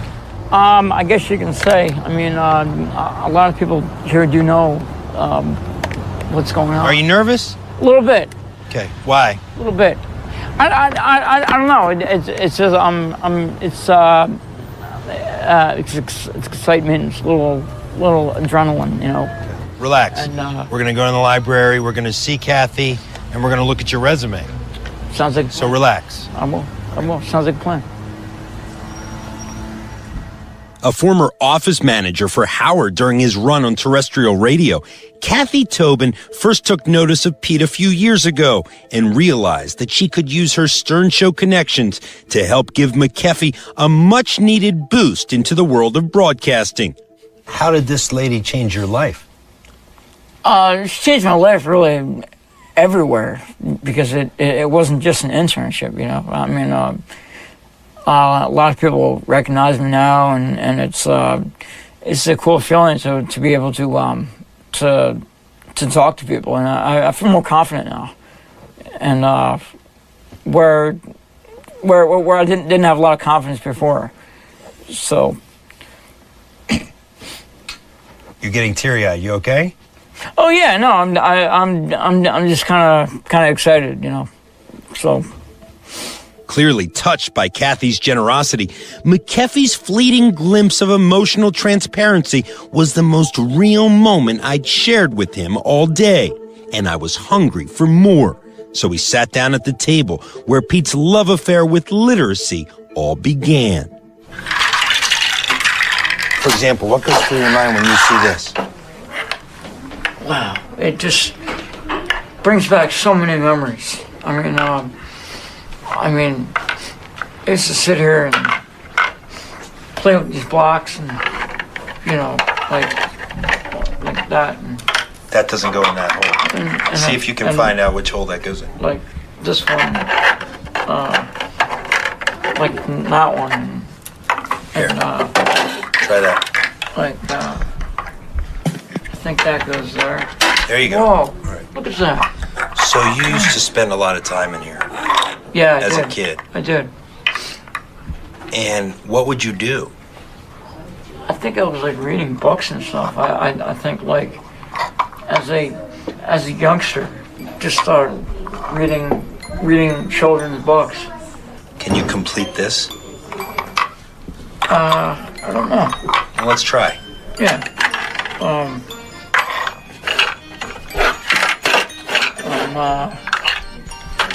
I think that doesn't go there.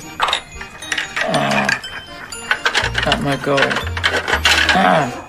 Nice. Yeah, nice. Nice. All right. Getting somewhere, huh? You're getting somewhere. You only have 8 pieces left. Oh. There you go. 7 pieces left. There you go. Look at that. All right. Look how fast I'm getting with this. Now you're getting it. Yep. I'm getting the hang of it now. All right. Look at this. Wait a minute. This is not working. I'm sorry. We only have a couple more hours in town, so. Oh, okay.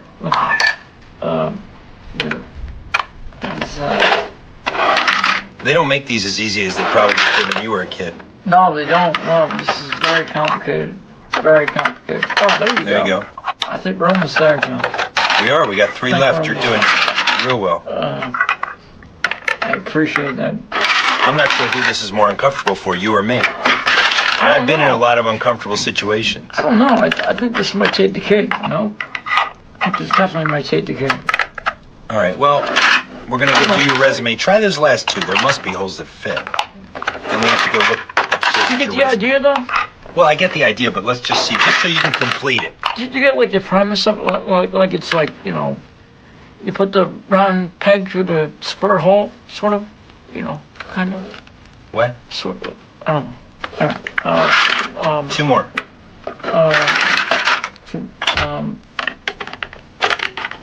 All right, 1 more. You're putting the pressure on me, John. I know. I Close. No, 1 more. Come on. You can do it. Seriously. There. All right. It's a little loud for the library, but good job. That's all right. So, you came here 30 years ago as a child. How have you changed in that 30 years? Not much, actually. That is probably the truest answer that you'll say today. I was beginning to learn that his daily trips to the Red Bank Library are rife with tedious moments like these. And as we made our way to the Internet Lounge, I was curious to see what a resume from the desk of Peter McKeffy looks like. So, summary of qualifications. Highly motivated and responsible. You motivated and responsible? I'd like to think so, yeah. Except when you pass out in the parking lot of the bar. With pizza all over me, yeah. Okay. Yeah. You're familiar with transmission of broadcasts, switching, control of operations of telecommunications systems. What does that mean? I have no idea. Did you copy that off of somebody else's site? It just seemed inquisitive.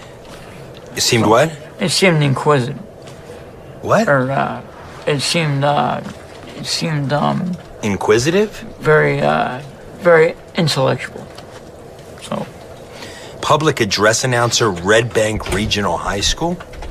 Yeah, I did football games for. I'm sorry to laugh. Stop laughing, guys. You're making me laugh. What's that? Sorry. So, you were a public address.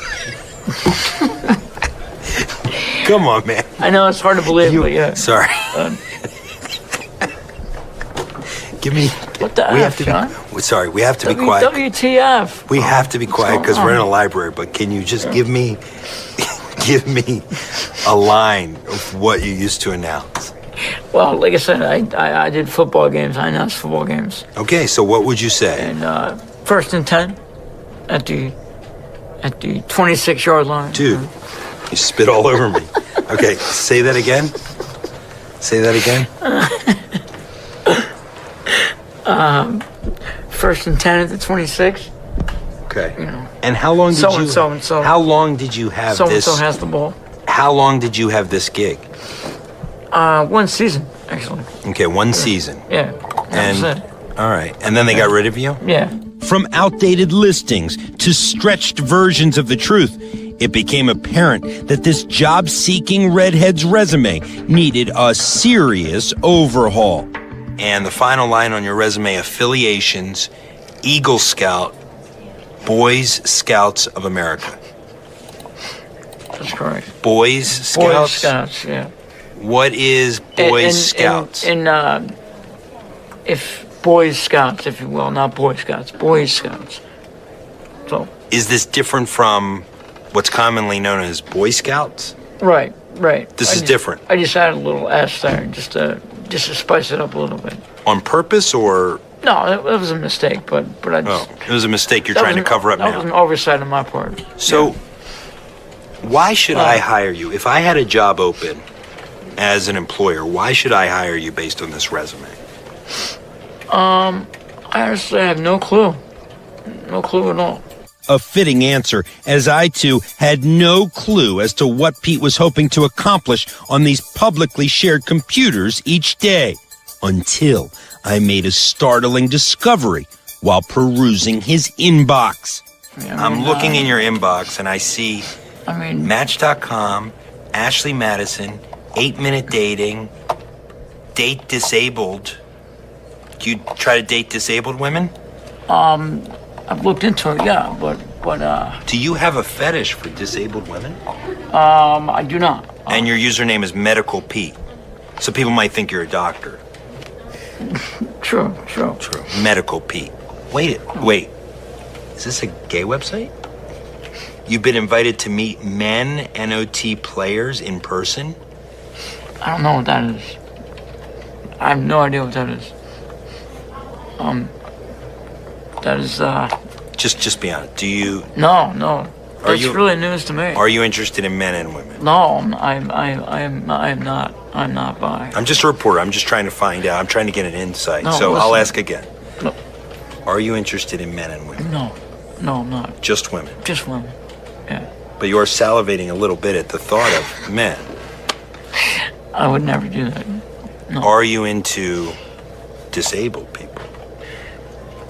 I'm into whatever it takes. Have you had sex with a disabled person? I have not. And so I learned this place where Pete spends so much time each week is an integral part of who he really is.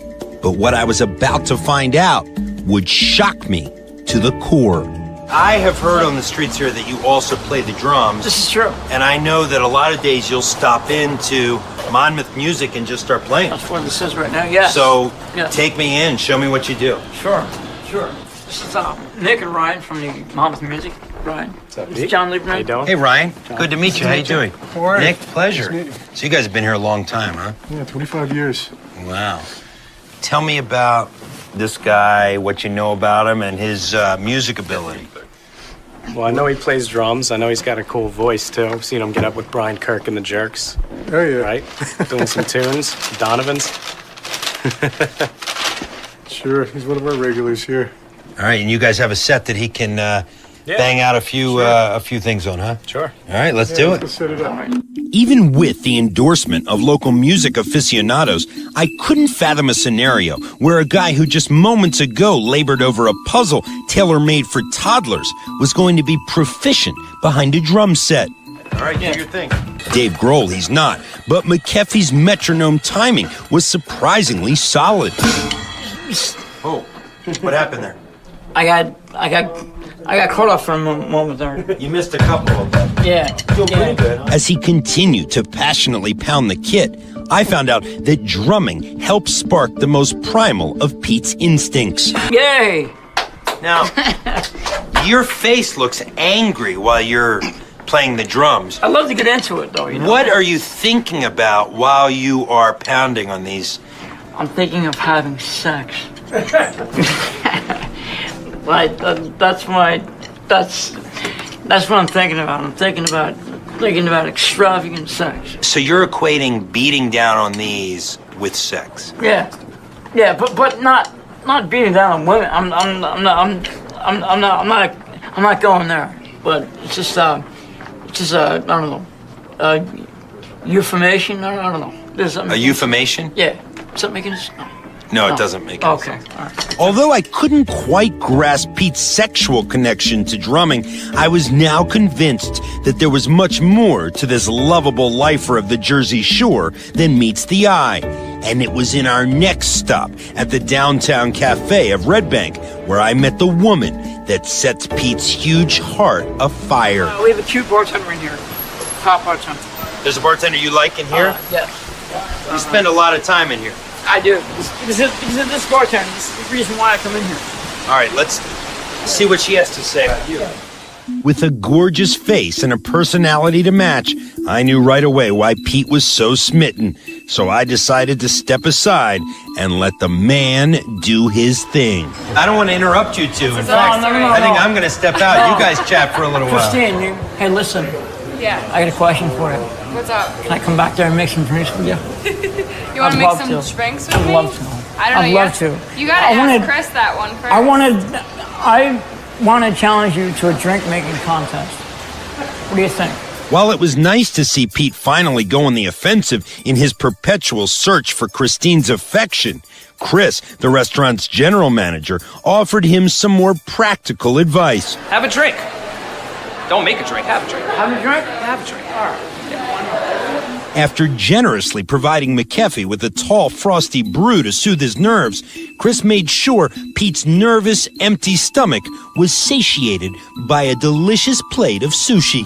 This is the first. I'm eating the chopstick. You're doing pretty good, man. Almost. I'm in such a mess. Well, look at this. Yum. This shit's good. Predictably, the man who was recently discovered with pizza cheese in his hair was struggling with chopsticks. So Pete opted to return to a more familiar Western take on food utensils. Pete doesn't know that we're watching him right now. He thinks we're at a bit of a distance. But he's dropping, as you can see. For every piece he gets on his fork, he drops two. It's gonna take me forever to eat. After he refueled on raw fish, I prompted a reinvigorated Pete to share his musical talents with the bartending beauty. You're just so stunning. Stunningly beautiful. Right? Stunning. I'm gonna take my baby down to the shore. I'm gonna take my baby down to the shore. And if she wants more, then I don't know. It was good. Yeah. Need a little practice on that. That's good. I give you credit for trying. Yeah. Pete's pursuit of Christine clearly wasn't working, but as I was learning, Pete is anything but a quitter. So I decided to trail him as he tried his luck on a couple of unsuspecting ladies nearby. Who are you? I'm Matt Pete. You're from the Howard Stern Show. Oh, awesome. Yana from Sure. Czech Republic. Seriously, you sound like you're from I am from out there. Russia or something. No, Czech Republic. So what is it you're famous for? I'm I guess you are if people are following you. I'm a radio personality. Oh, wow. Yeah. Really? Yeah. So you have a good voice? Let's see. Talk to me. I have a radio personality. Oh, wow. Sexy, huh? Yeah. Sexy voice, huh? Let's see. Talk to me. I don't know. What else you want to know? What else you want to know about me? Do you work during day, night? When is your show? The show's in the morning. Show's at 6 o'clock. So you have to get up early. Yeah, you know. And people listen to you while they're waking up. Driving, working, you know, going to work. Awesome. Whatever how they do it, you know. What do you do? Like walk around bar and do a little small talk with everybody? Yeah, basically. And then you put it on your show? Yeah. And people call in your show too? People call in, yeah. I had heard enough of Pete's embellishment of the truth and felt it was time to intervene. If he was going to get anywhere with this attractive foreign female, he needed to refocus. Do you believe that the Howard Stern Show is your own show? No. That's what you told these women. Well, being that they can listen to me as a part of the show. You left out the part of the show part, though. Yeah. I just got too into it because they're so beautiful. I got caught up in the conversation. You get blinded by the beauty. I do. And then you'll It's say amazing. anything. And you'll do anything. I won't. See, beauty is so, I don't know. I could feel Pete's confidence beginning to lose steam, so I knew that I had to give him a beat to help reignite his fiery musical personality. I want to take my lady down to the shore. And if she wants more, then I'll take my lady back to the shore. Yeah. What happens after that? You take her back to the shore, then what? What? Come on, what? Then I get into it a little bit. Get into it. I get into it a little bit. So you're taking her back to the shore, and then what? Pants come off. Pants come off. The pants come off, then what? Dress comes off. The dress comes off, then what? Immediately, I get this big fucking boner. And then what? And then it's like insertion, bro. Insertion. And then what? And then it's like penetration, bro. And then what? Penetration. What? Then what? It's digging deeper, bro. And then what? Deeper and deeper. You're scaring me. Then what? Going all over the place, man. I have never seen anything like this. Then what? All over the place. I cannot believe how crazy you are. Then In what? and out, in and out, in and out, in and out, in and out, in and out. And then what? I'm backing up a step because you're scaring me. And just like that, McKeffy's glowing spirit had returned. So he rolled up his beer-stained sleeves and got back to work. Are you waiting for me? Of course I am. I want to take you down to the shore. Look, now he's singing. This is like a revival, except now he's touching her. I'll take you back down to the shore. Oh, wow. I think it's the alcohol because he drank the one beer and now he's into it. Very comfortable right here. Awesome. She is absolutely stunningly gorgeous. When I began this journey embedded with medicated Pete, I didn't know what to expect. And now, after a full day together, I'm trying to comprehend exactly what just took place. In fact, I'm still unsure as to what I learned today, except for one thing. Peter McKeffy is an enigma. And while he's known around these parts as a wanderer, a drifter, I'd like to think of him more as a red-headed ambassador who, through a satellite signal that extends infinitely beyond the confines of the central Jersey Shore, brings joy and laughter to the masses. He may be eccentric and at times just plain bizarre, but Medicated Pete is a true original, beloved by everyone he meets. So now, as he is set adrift once again, what will become of Pete? Only time and the great wide open will tell. I'm John Lieberman. I guess I exposed Shitgate by going into the bathroom. I had to just take off a hat and brush my hair real quickly. And it stunk horribly. When I told people how bad it stunk in there, then people went in and further explored. There's like liquid shit on the floor. See? Hey, note the time so we all know this isn't Richie. Yes, shit note on the that floor, time. by the way. So, there's stuff on the seat, There you go. I was in the back, expecting- and on the floor I was underneath. expecting a lot. Wait, on hold the on. floor underneath. Oh, that's cool. That's great. Oh, that's ass juice. That is Yeah. fresh fucking ass juice. That's why it stinks. Hold on a second. It's gross. It smelled gross. It looked gross. No shit should ever be out of the toilet. Period. End of story. Oh! It's gross. Oh, gross. Hold on. I gotta get. Oh! Ronnie's gonna go do Tracy and Ronnie are on it. Tracy and Ronnie are on it right now. It's whoever was. Oh, they're leaking. One or two before me. That's who it is. So the way the logs work is you have a key card, and the key card opens up the bathroom door. And there is a running log of every single person who goes in there. I went to the room of the security office, and I said, pull the fucking goddamn thing that shows who went in and out of that bathroom this morning. And then I got the list. So you went in at 8:40. That's the one. It was like, what, 5 minutes before? Well, no. Greg was in there before you. Greg was in there before you. But hold on, Richie went in. When did Richie go? Richie, here's where Richie discovered it. Benji again was the last one. 9:15. I think. I don't know. No, it was before me. Doug Goodstein is claiming he discovered it. So I'm taking Doug at his word that had to happen before him. Right. That already makes Doug a suspect, but okay. To me, right. But okay, so here are the three people, of course, that were in the bathroom before Doug. And then again, if this can come up, if we're going to talk bathroom. Yeah. It's around this time that I start to realize I've been in this bathroom 3 times this morning. I look like probably the most guilty of all the suspects. And I start to hear Gary mentioning my name. Hey, Greg? Yeah. So, are you the one who made the discovery at 8:23? With Richie, we just, but I don't think it happened at No, this was 8:23. this was like 5 minutes ago. Greg was coming out, and I was going in to take a piss, and then I saw it. Yeah, but Doug was the one who found it. I tried to go in at one point and then quickly turned around because it was so bad in there. But then we didn't see where the actual smell was coming from until later. So, is this the smell or the actual?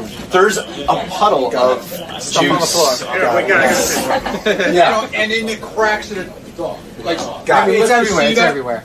Am I gonna? And it's wet. It's fresh. It's not like.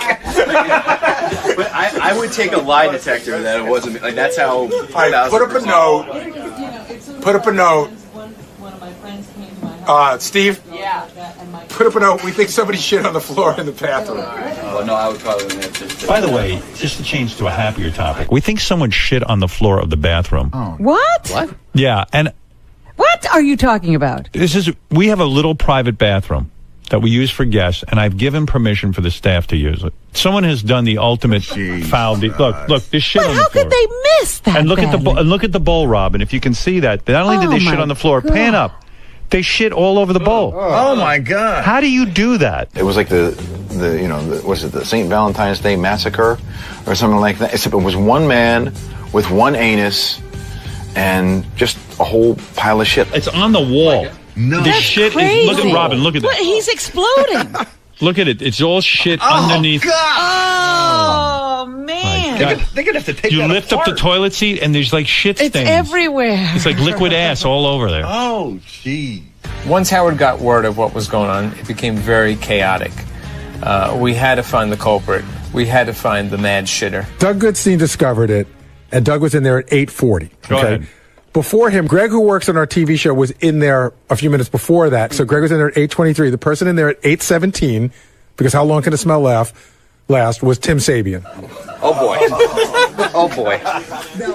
John, you're the new guy. Go grab an interview with Tim. See if he'll talk about it. And this is always Tim whenever we have an accident? There's been inklings of shit on the back of the seat, kind of, and it's always been after Tim has been in there, and he drinks that fucking juice shit, and everybody's saying it looks the color of the juice that he was drinking. Where's Tim? I need an explanation.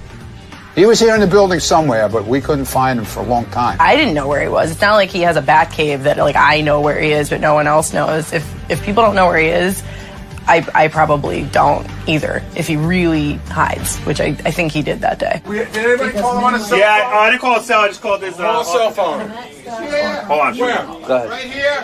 All right, I didn't shit. He's going in. All right. No, I didn't shit. Did you do a shit and run? No, I didn't shit today. Swear on the life of your children. I swear on the life of my children, I did not shit today. And the more someone doesn't come forward, the more this became intriguing and interesting and fun for Howard to play with. Would you take a lie detector? We don't need a lie detector. We have DNA. We have DNA. Oh my Do DNA God. then. Would you do a DNA test? Do DNA then. I did not shit. I swear to God. Once they start talking about it and they latch onto it, this is like, it's the epicenter of ball busting. They're not going to let that go. That's a fresh piece of meat. This is what Howard lives for. So I knew that wasn't going away. It's unthinkable, it's unimaginable, it's unfathomable that this guy went to the bathroom, shit everywhere, shit flying all over the place, and left the bathroom and thought there wouldn't be fallout from it. It's insane. Gary, I know this is gross. I want that shit scraped for DNA, and we're going to test the 5 people who were around the bathroom. I was at my desk in the newsroom, which is outside of the compound, when I started to hear this unfold on the air. And I knew immediately this was going to be a big story for us. Lieberman said he'll do it. Oh, yeah, you know what? Make Lieberman do it. He's the newest guy here. Yeah, get some gloves. Yeah. Let's get a plastic. Lieberman's a newsman. You want to be a newsman? We have to make Do sure, it. that You got to go where the dirt is. Gary, I can't hear what's going on. What are you and Lieberman talking about? No, I'm being serious. Gary, put your mic on. There's 50 fucking people yelling at me. I missed the Lieberman conversation. John Lieberman just said that he would go in and swab it. With a Q, I will do it with a Q-tip. Right. But that area is being compromised, so I got to get to it right now. Get to it now. Right, before it's contaminated, as they say. Do you have a Q-tip? Yeah, sure. I carry them all the time. Where's there a Q-tip? And the next thing I know, I have plastic gloves on my hand, I have Q-tips, and I have baggies, and I'm gathering feces samples from the Stern Show bathroom. Be careful, no contamination of the scene. What is this? Oh, what is it? What? NCAA. No. Hold on. Somebody, look, look. God. Somebody tried to turn off the light when they left. Okay, hold on. Oh, this is important. And you have it here and behind. Oh. I'll play you again. Just drop the mic right on the shoulder. Okay, this should be labeled floor to the left of the toilet. I spent 7 years at America's Most Wanted, and I've spent a lot of time at crime scenes. So I knew that this scene had to be handled meticulously, and it had to be taken seriously, and we had to get as many samples as we could. Floor to the left of the toilet. I do have to say, Lieberman was pretty professional. He seemed to, it certainly looked like he knew what he was doing. Ew! Oh my God. Is that rust? Is that rust? No, that's fresh. Oh my God! Oh my God! Oh. Somebody better fucking come here. That is shit. Look, dripping wet shit. I've just never seen anything like it. There has to be an explanation. God. Holy shit. All right, this is even worse than I thought. John, I'm about to throw up. This one that you handed me, that was railing? Railing, and this is railing number 2. There's actually pieces of shit on the handicap railing. Tracy, the office manager, who likes things very clean, came to check up on the status of the shit on the walls. Is that really fucking shit all over the floor? Over there? Yes. Okay, thank you. And you're nice. Wow. When you go in there at 8 o'clock in the morning and you shit all over the wall, there's something psychologically missing to think that that's okay to do it and then leave and just not think about it again. Then we start calling DNA experts, and we're getting a variety of different answers. They ended up getting in contact with a DNA center here in New York City. So, okay, standard labs don't do fecal matter DNA tests, and DNA, while it can be found in fecal matter, isn't always found in fecal. Okay, that's where we're at right now. At that point, I began questioning suspects. We had Tim professing his innocence loudly and first in studio. From there, we went and questioned everybody else who had buzzed into that bathroom over that 3-hour period. That included Howard TV cameraman Greg Carmel. So at 8:23, when you smell it, you don't look, you don't examine what's there. I just figured someone had taken a really smelly dump in. So you didn't even see anything at 8:23. No. But I really you smelled it. And then obviously it was behind and underneath, and I didn't even. I don't remember if the toilet seat was up or down or not, but it was so pungent and it smelled so fresh that I couldn't stand to be in there, even just to pee. Another suspect was Ronnie Mund. He had been in that bathroom that morning. I was in there at 7 o'clock. And it was It fine. was clean. Okay. That's what we need to know. I'm telling you, it was clean. Sal was a suspect because we already knew he had some digestive problems. I think it may have been Sal. No, I can't go in. Oh my God. Crime scene. You don't want to indict yourself. You don't want to be implicated in that. We're gonna find all this stuff with Sal's in there. Let's go get Sal's DNA from that shit. Benji Bronk was a suspect as well because Benji also had been in that bathroom. Benji. Yeah. Did you make a number 2 in there today? No. Really? Seriously? No, I swear. Doesn't it say? Swear on the life of your girlfriend. I don't like doing that. Okay, he did it. He did it. All right, fine. Guilty. You say I don't like doing it. All right, Gary. Check the DNA. Check the DNA. Another suspect was J.D. Harmeyer. J.D. actually said on the wrap-up show that he was 99% sure it wasn't him. I did use the bathroom in the number 2 capacity early, actually, Sunday night, because I got here early. I am 99.9% sure it's not me. And I forget How can you what I not was be gonna say. 100% sure?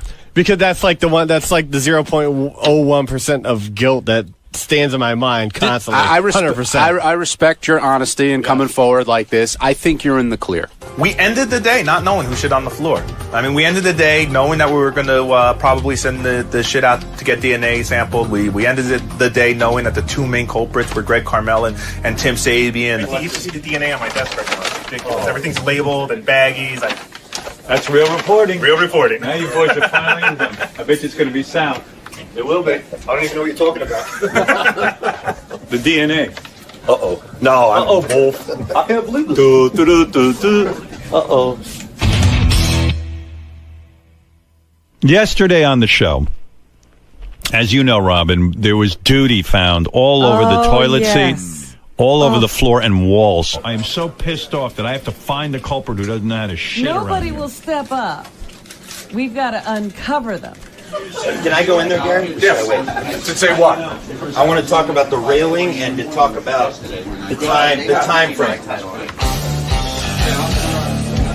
I went in studio and I started to describe what I found and the evidence I had gathered. This was an explosion unlike any I've ever seen, and this was a terrorist act. It was on the left wall, the right wall, It's impossible. and then dripping I don't think I the could railing. shit like that if I tried. They still kind of like unless you stood up. They cleaned unless I'm it an up. ape. They cleaned it up in there, but they didn't do a good job because it's still on the wall. Well, here's what I want to say right now. The person whose DNA matches that duty is being fired. If you're making me go pay for this, and you're making me do all of this, and you're not confessing, then there's going to be repercussions. I will find that person and hunt them down. We finally got word from several DNA experts that it was impossible, that through what we had, it would be impossible to find out who did this. Howard knew as well that the DNA testing might not come back accurate, but he played it off brilliantly. Come forward now, admit what you did, and let's be done with it. How does it feel to be a suspect I in don't care, Shitgate? dude. I told you. Take my DNA right now. Stick the thing up my ass, whatever you want to do. I feel like I'm affiliated with criminals. Because to shit on the wall like that and to abuse a common bathroom is criminal. We ran a number of stories, including interviews with all of the main suspects. Tim from the get-go was defiant. Tim. Yes. Yes. What does it feel like to be a suspect in Shitgate? Hey, go fuck yourself with your shit gig, all right? I think Tim thought I knew more because we're so close to the bathroom with the control room. Maybe he thought I saw him and went in there like the split second after. I have a theory. Go ahead. The person who did this, which I just passed Tim in the hall. He looked a little guilty, but I'm not saying Tim. Please come in and admit your guilt. And just fess And up. let's, because I don't want, I'm going to have to fire Tim, and I love Tim. I figure, this is going to continue, and I'm just going to end it because I was getting tired of it myself. It was like, okay, it was fun, but now I got other things to do and to focus on, so let's do it. Tim, if it's you, just tell me. Okay, I shit, okay? We all happy now? No, now let me ask you something. No, I gotta go. No, but what, okay, so you admit you did it. I like hot peppers. What happened? Were you sick? Yeah, I was sick. You were, really? Yeah, I was sick, really sick. I'm not kidding. I come to work sick, doesn't matter how sick, whatever. That's it. I swear to God, I thought I was going to pass out. I don't know what the hell happened, but there's got to be some weird ritual he does when he shits, because any normal person, I don't care how violent you have diarrhea, you would shit into a bowl. I mean, it's disgusting. I didn't notice. I didn't care. I did what I had to do. When a man is sick, a man is sick. And I, my friends, was sick. How do you spray out like that? I've never done that. I was really sick, and I thought I cleaned it, but I was really sick. All Tim wanted to do was say, I did it, and get out of there. And I took it upon myself, rightly or wrongly, to begin asking more questions when Tim was in the studio. How did you get it on the railings above the toilet? No, I didn't even. Who knew? I thought I just took a shit. Did you use paper towels? How did you clean it up? Paper towels. Paper towels. And where did you put them? Where did you dispose of them? Put them in the toilet. We're just going to need you to sign a statement when you go out there. Just blow me, all right? Fuck John Lieberman. Fuck him. I had Mexican food the day before, and it was like I was sick. I must have had food poisoning for I don't even know. I was sicker than a dog. There's so many questions. And this whole idea that he ate Mexican food, I don't care what food. There's no food on the planet that could shoot rocket fuel out of your ass like what happened to him. And so it sprayed out of your ass onto the walls how? I have no idea. Did you stand when you shit? No. I Were you in mid-squat? I was like running You were in getting there. your pants down? Yeah, running in. It was like I thought I was going to either throw up or, Wow. It was just involuntary reaction. I mean, it was just, run in, do what I had to do, and run out. When he comes in the next day and admits that he was a big fat liar, yeah, you lose a little respect there. I swear on the life of my children, I did not shit today. Maybe he has another family of kids like Arnold Schwarzenegger, and he really just doesn't care about those kids. He's like, and he doesn't care if they drop dead. You probably don't want to swear on anyone's life if you know you're really lying hard through your teeth, especially your kids. I swore on my kids I didn't shit. I didn't shit in the bathroom. That was an explosion. There's a big difference. Big difference. That's getting sick. That's a big difference. Let's define that. So, I love my kids, right? You got your man. When you put pressure on a suspect, they tend to crack. And in this case, the pressure was building. And what's more pressure than Howard Stern saying he's going to fire you if you don't come clean? That was his genius. I was just here to assist. Okay, we all happy now? All right. All right. Thank you. Goodbye. Oh, gross. Jesus. I'm looking at his ass right now. Like, what came out of there? The exploding ass. How you doing? I don't know if I want to take your... Oh, dude, what are you doing? Are you washed? Yeah, we're washed already. I'm afraid to go to the bathroom. Tim. All right. The truth came out. I got to go back to work. The truth came out, Tim. One of the toughest aspects of working here is the fact that when you screw up or when you're on the hot seat, you have cameras in your face, you have news reporters shoving microphones in your face. It never goes away. I got to go back to work, all right? Is everybody happy? Was it the threat of a firing that caused you to relinquish the truth? No, firing would be too good. Tim. What? Were you smoked out of your hole? Were you smoked out of your hole? No, I can care less. How are you feeling today? Good. I feel good today. Thank you. Yeah, I spoke to a stomach doctor. He said the person may have had an infection. Seriously, that's enough. With Tim, I started to see the frustration mounting. Tim, let me just ask you one quick question. Seriously. No, I'm done with it. It's done. All right? But you know what? It's no accident when that guy does it. Stop it. Seriously. I'm Nina. Stop. The truth shall set you free, Tim. Look at it. You told the truth, and now all you have to deal with is weeks and weeks of embarrassment and jokes and the Howard TV special about it. Was it that hard? Was it that hard? You better fucking calm down with your eating. What is going on with you? Does he need to set up? Oh, yeah, we have to plug in. What is you combining what kind of weird diet? No, I had Mexican food the day before, and I was. and that green drink. No, I'm walking to work, and it's like this. I swear to God. You drink that green drink. And I'm pinching my cheeks walking to no work. Mexican food for you. Tim, we don't have time for your shitting. We're taking up an hour and a half. Oh, shit. No, 2 hours. 2 hours. And plus the wrap-up show. That's 3. Well, maybe you should go shit again. I got a new Howard kind of costume now. Because you know what? The thing is, it's not so much the show; it's the aftermath. No, it's the aftermath. Yeah. How could you, as an executive, you're setting an example for the rest of us, sir. As an executive, how could you really? Well, executives don't shit. I forgot. Tim shit is like, at first you can't stop thinking about it, and there are days that go by you forget Tim shit all over the walls. But then there are days that you just can't get it out of your mind. So it'll always be there lurking somewhere in the background. Dude, you're going to be like the petcock now. You know that, right? You're the petcock. All right. You're never going to live that down. Petcock. Hey, everybody shits. Everybody poops. That's right. Did those cookies used to be white?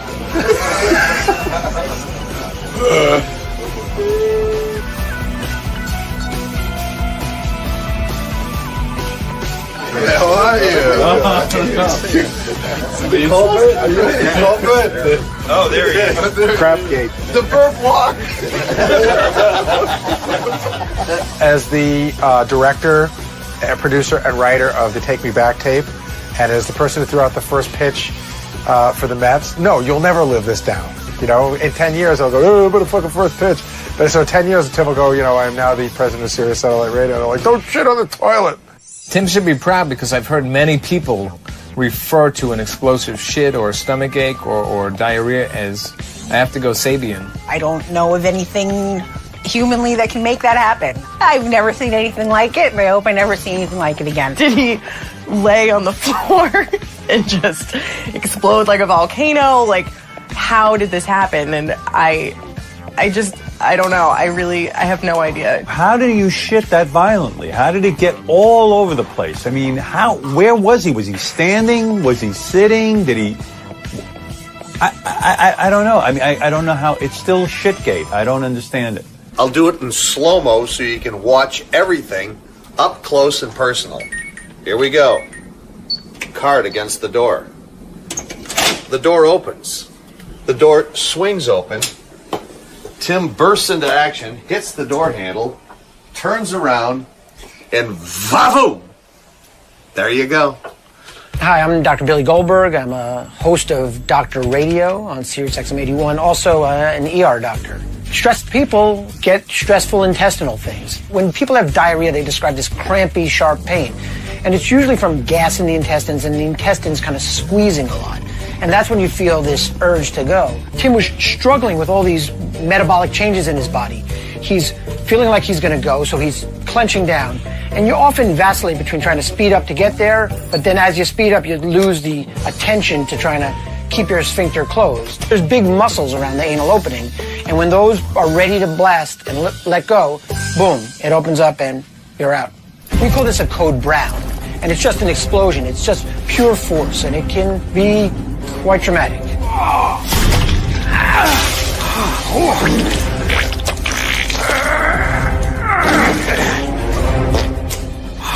My best guess is that he had some sort of viral illness. It was probably complicated by some other factors, but it's not unusual to feel ill for hours to days after that, and that's probably what was going on in Tim. And your body naturally clears these things, and it just took him some time to get better. This is our reenactment of your shitting horribly in the bathroom. You ready? Well, whether this reenactment is real or not is to be determined. It's pretty real. So, okay, good. Okay, ready? I have a much nicer ass than that. Oh my God.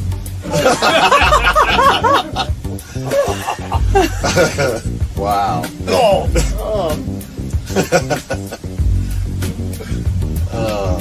Great. Sure. Okay. You know, we missed the part of him cleaning the walls up and stuff. Oh, he didn't clean the walls. Thanks for putting a complete halt to my career. Nobody shake Tim's hands because it doesn't wash his hands. I wash my hands in my clothes. You just wipe them on your pants. Wipe your hands on your pants. And my suits fit better than that, so that's. And I make sure that my exactly. That's class. Just remember, revenge is a bitch. Revenge is a bitch. But wait, the one thing I gotta know, you weren't sitting on the toilet. It doesn't even. This is, and then my assistant's here. So it's like, I'll leave, and then I'll tell so you. embarrassing.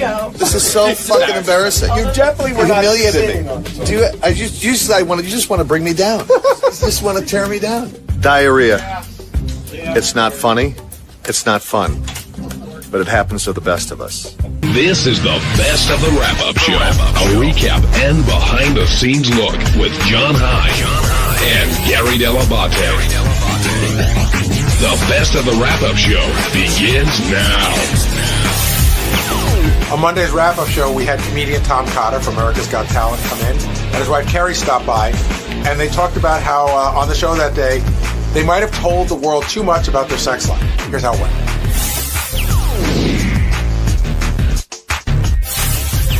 Tom Cotter dropped by, spoke to Howard in a completely different setting, I guess, and I wonder, Tom Cotter, if that was what you expect. You're a fan of the show, so you kind of had to know what was going to happen going in there. Yes, and I was warned by everybody. If you bring your wife, they're going to have her come in, and he's going to ask if all of her caves have been explored. And sure enough, you brought your right down to the exact wording. Yeah, he did. Did you think twice about not bringing your wife today? Of course I did. And?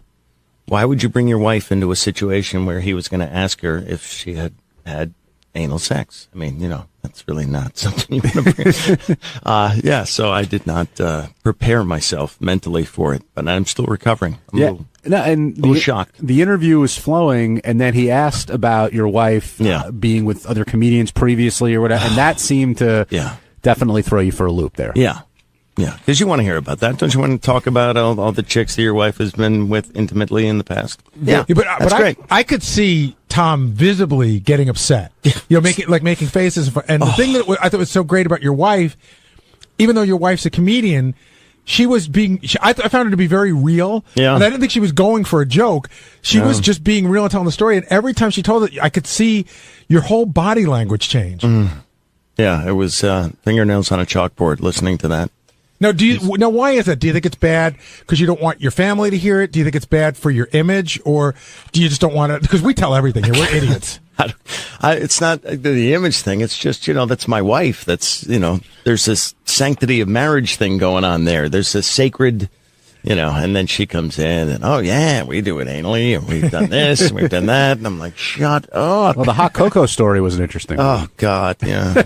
She's like, remember that? Remember that? And you're like, no, I don't remember. Please move on. Yeah. But, Gary, the second Tom flinched or cringed or whatever you want to say when Howard first brought it up, immediately okay, this is where he's going to go. Of course. He smelled blood in the water. He's a shark. And I was like, oh, Jesus, masquerade it. Make it look like you're comfortable. And I couldn't do it. I thought he was going to press more on who were the headliners that you might have gone out with. But he just touched upon that. I mean, getting Colin Quinn was funny enough for that joke, but that wasn't even really what he spoke to her about. She was pretty open about talking about it. Did you, now on your way here? She outed me about hair plugs in front of 19 million people or whatever. Right. Thank you, honey. That's great. So is that, was that something you've never spoken about before? No, I've talked about it. I'm very open about it. But, not on such a big, stage, as it were. Now, on your way here, are you in the car and do you say, honey, I know you're coming with me, but it's a Howard show. You never know. You could end up on the air, and if you do, this is how it'll go? No, she was warned, but I don't stifle her. I can't tell her what she can and can't say. She wears the pants, really, and so she came in and she just let go with both barrels, and now we have to do damage control and put out these fires for the rest of the day. Well, damage control with who? Her family more than anybody else, I think. Her brother already tweeted us. You know, he's not happy. Because you tell people you're doing the show, you want everyone to tune in and see how it's going to go. Yeah, tune in. I'll be the joke boy. It'll be little dancing monkey, and then all of a sudden, your sister takes it in the ass. Really? No, that's great. See, here's the I thing. just saw them at Thanksgiving too. You know, we just held hands and prayed and did all that shit, and now. Hot cocoa blowjobs. See, I have a theory on this. Like, my brother-in-law is an enormous fan of the show. He listens every day. He listens to every show on the channel. Mm-hmm. And I talk about a lot of stuff involving his sister, and he just doesn't bring it up to me. I think it's like your brother-in-law shouldn't bring it up to you. Yeah. Well, the other thing is my son's in a Catholic school. He's at St. Gregory's School, and now we're worried that, we're going to get called in and one of the nuns is going to read us the riot act, or they're going to expel him because of this. So, yeah, there's some anything. damage. Yeah, but, his mommy and daddy had potty mouths on television or radio or whatever. So it's, oh, God. I can't even imagine the phone calls and emails I'm going to get the rest of the day. John, do you see how uncomfortable he is? Yes. Yeah. I feel for him. I know. I mean, we've all been there. Yeah. A little bit different Howard than the AGT Howard? No, he was actually pretty much the same. I love that guy. I mean, he really helped my career dramatically this year, and so he could have said anything and it wouldn't have bummed me out. It's just, the wife's loose lips that was more concerning than anything else, but that's all right. Tom, you said you weren't going to do the show as long as Piers was a judge, correct? That's true. Because he would verbally defecate on comedians, and I didn't know if it would help my career. I knew it certainly could hurt my career, and I didn't want to roll the dice and see him shit on me and in front of 20 million people. So. What was the premise like? I know you weren't huge, but you'd been doing it for a long time. Where you're like, sort of like, hey, I've been doing this for a while. I don't need to take this shit from him. Yeah, I mean, I just didn't want this guy in front of so many people, friends and family, to say nasty shit about your act, and that was really a risk when he was on. And also when Howard was on, we didn't know what kind of judge Howard would be, and we knew he wasn't going to pull any punches. But I also knew that he was a fan of good comics. Greg Fitzsimmons, dear friend of mine. The people that Howard likes, I like. So I just figured I was kind of in that wheelhouse, and so I said, if I'm going to do it, this is the year to do it. And I stepped in unicorn shit, and life is good. How tough of a decision is it, though, to decide to do a show like this? Like, do certain comedians think, oh, you're a sellout, what are you doing that for? And how do you handle that on the circuit? They used to, there were a couple of comics that did cruise ships, and they were called boat acts, and everyone crapped all over them. And then they realized how much the cruises paid. Everyone wanted to do it. Well, that's the same this year with America's Got Talent. In years past, comics didn't do well. This year, 2 comics made it to the semifinals, and one of them, was the runner-up. That's never happened. So now this year, the producers have already told me, because they came to our show in Vegas, they said that, by tenfold at least, they have so many more comedians going out for it this year. And that's in large part due to Howard's arrival. Jay in Georgia, you're on the wrap-up show. Hey, how y'all doing? I just wanted to ask Tom. First off, Tom, I think you did great on AGT. I loved you, and I told friends and family, I said, you keep an eye on this guy. He's going to be the next up-and-coming big-time comedian you're going to hear a lot about. But I'm very familiar with your wife's comedy because I hear her all the time on Blue Collar Comedy Channel, and she talks about everything from dildos to coming. And so why does the conversation today's show upset you or your family or whatever? Her comedy is not clean comedy. I mean, it's not filthy comedy, but, she talks about a lot on stage. She does? Well, she had a bit about having the perfect penis at home in the drawer. The perfect penis is that's her vibrator. Yeah. I think I could answer. I think I could answer for Tom a little bit. It's one thing to tell a joke about the perfect penis. It's another to tell a story about your exact bent penis. Yeah. In front of a much bigger audience. Yes. But good comedy, like you and your wife, well, your wife more so than I think than yours, maybe, and a lot of other big name comics is good comedy is based on real life. Yeah. So, it's not just stuff you can make up in your brain. It's stuff you observe in your life or you do in your life. And that's what makes, in my opinion, anyways, makes good comedy. And your wife does a lot of that. And so I was just kind of curious. You sounded real upset when you came into the Rabbit Show, and I could hear it on the show today. You was visibly, even through the radio, I could see you being upset. I was okay with it. You can't stifle your wife. And the truth is that, everything she said, you'd said the funniest things are reality. Everything she said, I can't deny. We did do the hot chocolate thing, and I do have hair plugs, and life goes on. When she came in, she said she didn't want to be stifled. You were great because I thought you were very honest, you were very blunt, and you worked well with Tom. But I'm guessing that's also probably the success of your marriage and why you guys have been together for so long. 11 years. 11 years of, yeah. marital bliss, as it were. Were you guys like this on the reality show? Or was it more tamed down? Oh, it's unbelievably tamed down. Because this I would watch. We were on the Women's Entertainment Network. We had a show. It lasted 6 episodes before it was mercifully canceled, and it was literally brought to you by Tampax. It was the most emasculating thing. I swear to God, it was on the Women's Entertainment, and it was just and their target demographic, they told us, was heavy-set, middle-aged women. So certainly not in my wheelhouse. And so everything we did, they're, oh, that's too. At one point, I'd throw one of my twins in the air and catch them, like every dad does. You did it. Right. And they said, ooh, we don't want you to do that. I can't throw my kid a foot in the air and catch my own kid. No, that might be construed as child abuse or something. And that's the kind of shit we were up against the entire time. So it was really frustrating, and that show was just painful. Carrie, what was it like talking to Howard today? It was fun. I hope my husband's not mad at me. Your husband loves you dearly, huh? He's an amazing guy. It was amazing to do that. It was Howard so much or your fun. husband? Both. But Howard was, She's got a was crush. great. And the She has a fact crush that now. he likes my husband so much is just so great. It's wonderful. Did you notice a difference between Howard on AGT and then Howard doing the radio show? Yeah. How so?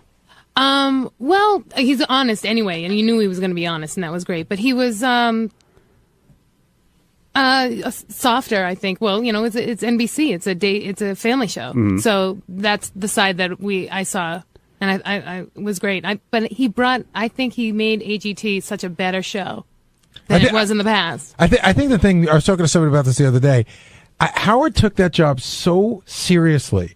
It wasn't, he told his jokes and stuff, but there was no, I'm not going to take it lightly that somebody's going to win a lot of money and this is going to be a career-changing show. He did not take that job lightly.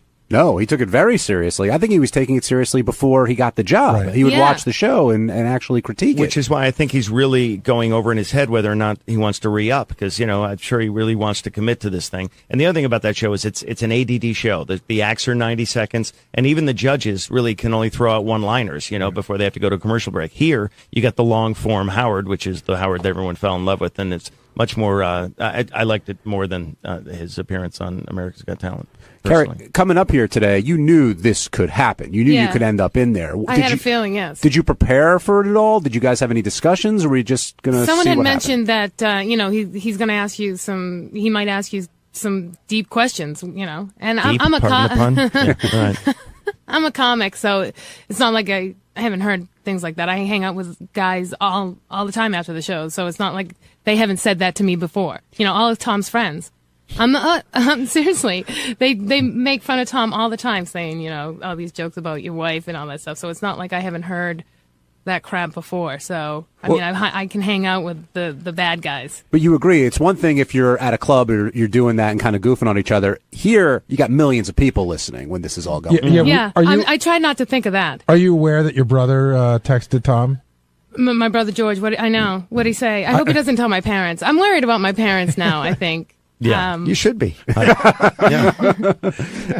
Tom, in a very nice way. We had apple pie and turkey with them 2 days just ago, did, I and know. now they know about the hot I know, my chocolate mother. blowjob and the attempted anal sex. Yeah. I hope my mom doesn't try it on my dad. Oh God! Erase. Hey, what's up, guys? It's Teddy. On Tuesday's wrap-up show, David Arquette swung by and hung out with the guys, and it was just a lot of fun. Check it out.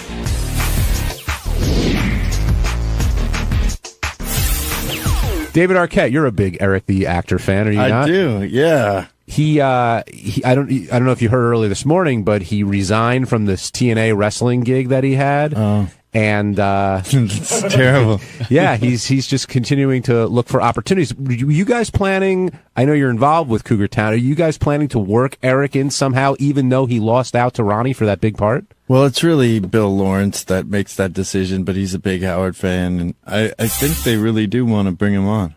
How could you not, right? Yeah, he's amazing. He's hilarious. What have you really? I watched the show a lot. What would Eric? I mean, I guess you could write anybody into anything, but it really, Yeah. I mean, it's a romantic comedy. It's sort of good-looking people dating. How do you fit Eric into that? You just make a fun character, and little. I don't know. He's actually love interest. You know what we should do to him? Yeah. You know what we should do to him? Do you remember on what was the show Different Strokes? Mm-hmm. The girl on that show was really a guy that had like muscular dystrophy or whatever. It was the guy that used to open up for Sam Kinison. I don't know who you mean. There was a character on the show that had long blonde hair, but it was they they pawned it off as a girl, but she was so all over the place you couldn't tell if it was a boy or a girl. It turned out to be a dude. So that's what you're putting Eric on? Yeah, put a wig on him. I don't think he'd go for it. Yeah, he's very he particular. would really be like, I don't like the role. Yeah, he's very particular about his roles. He's a lot like Angus. He doesn't do filthy humor or anything against God. Oh, no. That's so crazy about Angus. You haven't seen this clip yet, I guess. No. He basically said just that. Don't watch 2.5 Men. I'm evil. on it, and it's evil. And He's done. What can he do at this point? First of all, they're saying he breached his contract. I bet. But they're also saying that this is probably the last season. It's mostly shot anyway. Wait, how did he breach his contract? Because I guess you can't make disparaging comments. Part of the contract might be there might be a clause. There might be a clause that says Yeah. you can't make disparaging comments against the show. Because it seemed like he was like he almost read what his contract said, and then he's like, I don't give a shit. I'm locked in for a year, and I'll say whatever I want. But the other thing is I wonder when something like if you see where it was shot, it's almost like a hostage video. It looks like it was shot in somebody's basement. Right. And when you're talking to a dude in somebody's basement and there's a little shitty camera on you, it almost doesn't seem real. Now the whole world has seen it, and it's very real. Was he aware that he was being filmed? Yes. Absolutely. Yes. Oh, he was brazen about how this show is bad for people. And, what's the legacy he's leaving for the future? What's got to be going on that set? I mean, with Charlie Sheen, now this. I know Chuck Lorre was accused of a bunch of stuff. Who knows what the truth is? That's got to be crazy town over there, right, David? I don't know. I mean, big successful shows bring out interesting sort of dynamics all over. I mean, this came out when we saw it yesterday. We were like, "Where is this coming from?" We thought it was a joke. Yeah, Right. we thought it was a gag. I thought it was a Funny or Die video. Maybe it is. It's not. Maybe there's some kind of like No. It's his only way Joaquin out. Phoenix amazing. No, like, John found an article, and I guess the guy that runs this website has been looking to get some publicity for the site. This was just the kind of thing he was looking to get. Yeah, very religious website. But this is like they're talking about the end of days, right? This is one of those the world is going to end, guys. I'm not sure what his beliefs are, honestly, Gary, but Angus definitely at least seems to. But you're right. That's the way out of this. If he just says, you know what, it was a prank, it was a joke, and then tries to get out of it that way, I guess we'll see what's going to happen. He should start go full tilt, like do a ministry and do a documentary, and then come out and say. Are you dissuaded from going to India now after Howard and Robin gave you that travel advice? No, I love to travel. So do you think they're just paranoid, or Robin had that bad experience? And yeah, I mean, I think she probably should have given it a little more time. I'm sure it's pretty jarring when you first arrive there, but once you kind of get into the culture of different places and get sort of into the rhythm of it, it's eye-opening. It expands your mind. Different. I've been to different places. So Morocco's like that. It's really kind of like what's going on. It feels dangerous, and it's a little sort of weird, but then you get past that and then you start seeing all these different elements of culture that just kind of expand your mind. Robin really did. I remember when she went to India, and I don't know, how long did she say she was there for? I want to say she went for a 2-week vacation and left after a day and a half. It was crazy. She hated it. Oscar in Florida, you're on the wrap-up show. Well, listen, India's not that bad. I actually got married in India. Nice. My wife's from Calcutta, so it was a great time. And they're idiots for even, Howard hasn't even been there to judge a place. That's crazy. Well, Howard also won't go anywhere, Oscar. He's talked about it. Yeah, I know that. I always hear him whining about it, and getting on a plane. So, but no, I had my wedding there. It was great. David, it sounds like you're open to all kinds of stuff. The food's spicy. They serve a lot of chicken, is really what it comes down to, and a lot of cauliflower. That's really the main things they I'm not serve. scared of chicken and cauliflower. Yeah, it's not bad. And cows are sacred because that's how they made their money in the past. I guess they plowed the fields with that. That's why they don't kill the cows. How long could you go without a steak? Oh, man, I was there for a month, and when we flew into London, I went into a place and ate a steak there, and it tastes like crap, but it was still good. Right. So, it's not bad. You'll love it. You get the right places. All right. Thanks, Oscar. Appreciate your call. Thanks, man. David, when you go in, I mean, you came in at the end of the show, sort of. Do you feel comfortable just sitting on the couch and hanging now? Because you've been in quite a few times, or is it still a little awkward and something you need to adjust to? Well, he always asks such crazy personal questions, and you know, you get into trouble sometimes. You don't want to hurt anyone's feelings. You don't want to put anyone. I'll say anything about myself. But you never know if other people are going to get, if you're going to violate their privacy somehow. So you got screwed. No, I know this is why you're gun shy, because you came on our show. Yeah. You talked honestly about what was going on in your marriage, and then Entertainment Tonight made you out to be a total asshole for being an honest guy.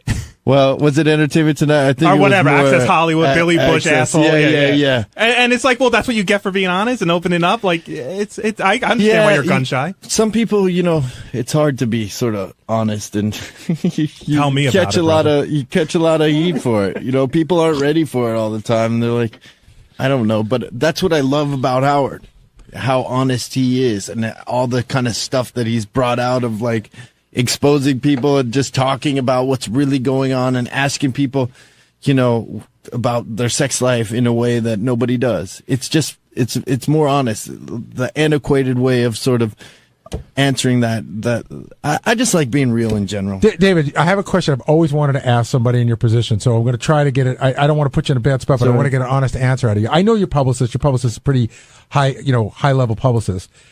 Do you ever get scolded by your publicist after you do the show? Or I wouldn't say scolded, but does your publicist ever sit down with you and say, you know what, David, not the best idea? Yes. I mean, she's said stuff like that, but she knows me, and she knows, even before I got into all the Howard stuff, I did a cover of High Times magazine holding a big, bowl of weed. I remember that one. Yeah, excellent issue. But it's like, obviously, I'm father, and my daughter's going to see it or hear a lot of that stuff. That kind of thing comes into it. But I also want to be honest with her, and I'm not a big fan of secrets in general, and I like things being really open and clear, and talk about it. And I smoked weed when I was younger, and it led to a lot of trouble and blah blah blah. You also know what makes a good guest on Howard's show. So I'm sure when you're sitting there in your head, you're like, okay, if I give this up, I know it's going to turn into a great conversation. And, because when celebrities come in, you want to hear the stories. And Howard does a great job getting inside everybody's mind. Yeah, definitely. Well, for instance, like I mentioned that I just adopted a dog with my new girlfriend.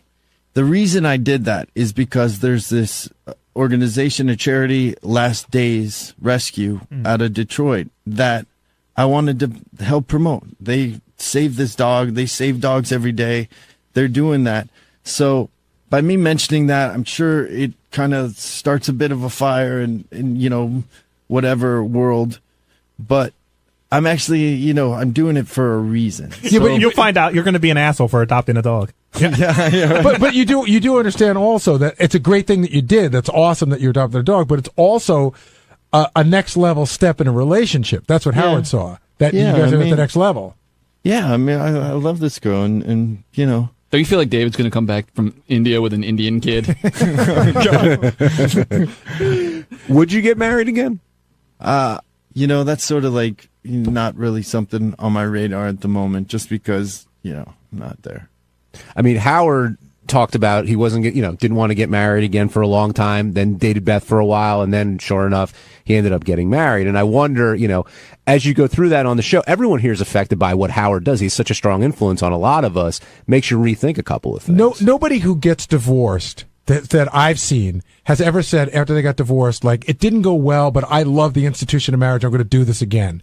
They all say they're never going to do it again until they find the person. I think they know deep down in the back of their mind they probably will, but I think it makes people not want to do it again. On Wednesday's wrap-up show, all the talk was about Brian Phelan and his theories about the world coming to an end on December 21st, conspiracy theories in general, and why the big guy gets the reputation that he does. We discussed it, we prepared, and if you're watching this after December 21st, I guess we did all right. If you are, and if you can't see it, well then, hope you enjoyed the last few days of December.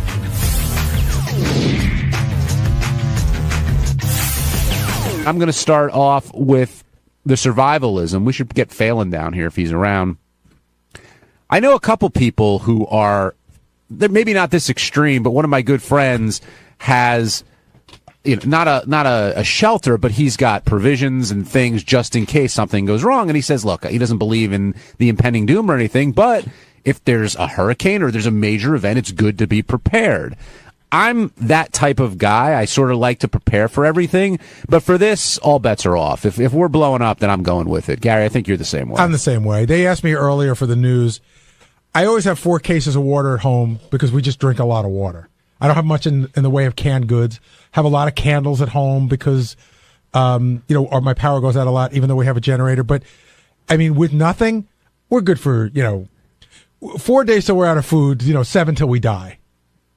And another 3 days after no food, we'll probably just die of hunger. And you accept that bargain? Yes. I mean, if it gets as bad as they say it's going to get, or as people think it might get, I don't think there's really anything you can do. You'd have to stock up with, 2 or 3 months worth of food. And if you did, by the way, and you told everyone bragged to their neighbors that I got this thing and I got all this food, then people come over and kill you and loot you. Yeah, there's a show, Doomsday Preppers, which deals with this. People like sort of getting ready for this kind of stuff. Did Howard talk today about how Glenn Beck sells all this shit? No. Glenn Beck, I was reading some articles and I watched it. He sells like containers to hold your food for your canned goods, and he's got a whole. He's totally preying on people with the survival thing. I think it's a bunch of bullshit. So December 21st, you feel confident that we'll be able to get through the day? Oh, is that the day? The 21st. I thought it was 12-12-12. No. 12/21 backwards. Oh, yeah. Okay. Yeah. You got to reverse the number there. I will be buying my Christmas presents. You will be. I'm sure there are some out there that are going to wait till the 22nd, just in case. Yeah. You don't fear the Mayan calendar or anything else? I'm not a big conspiracy theorist.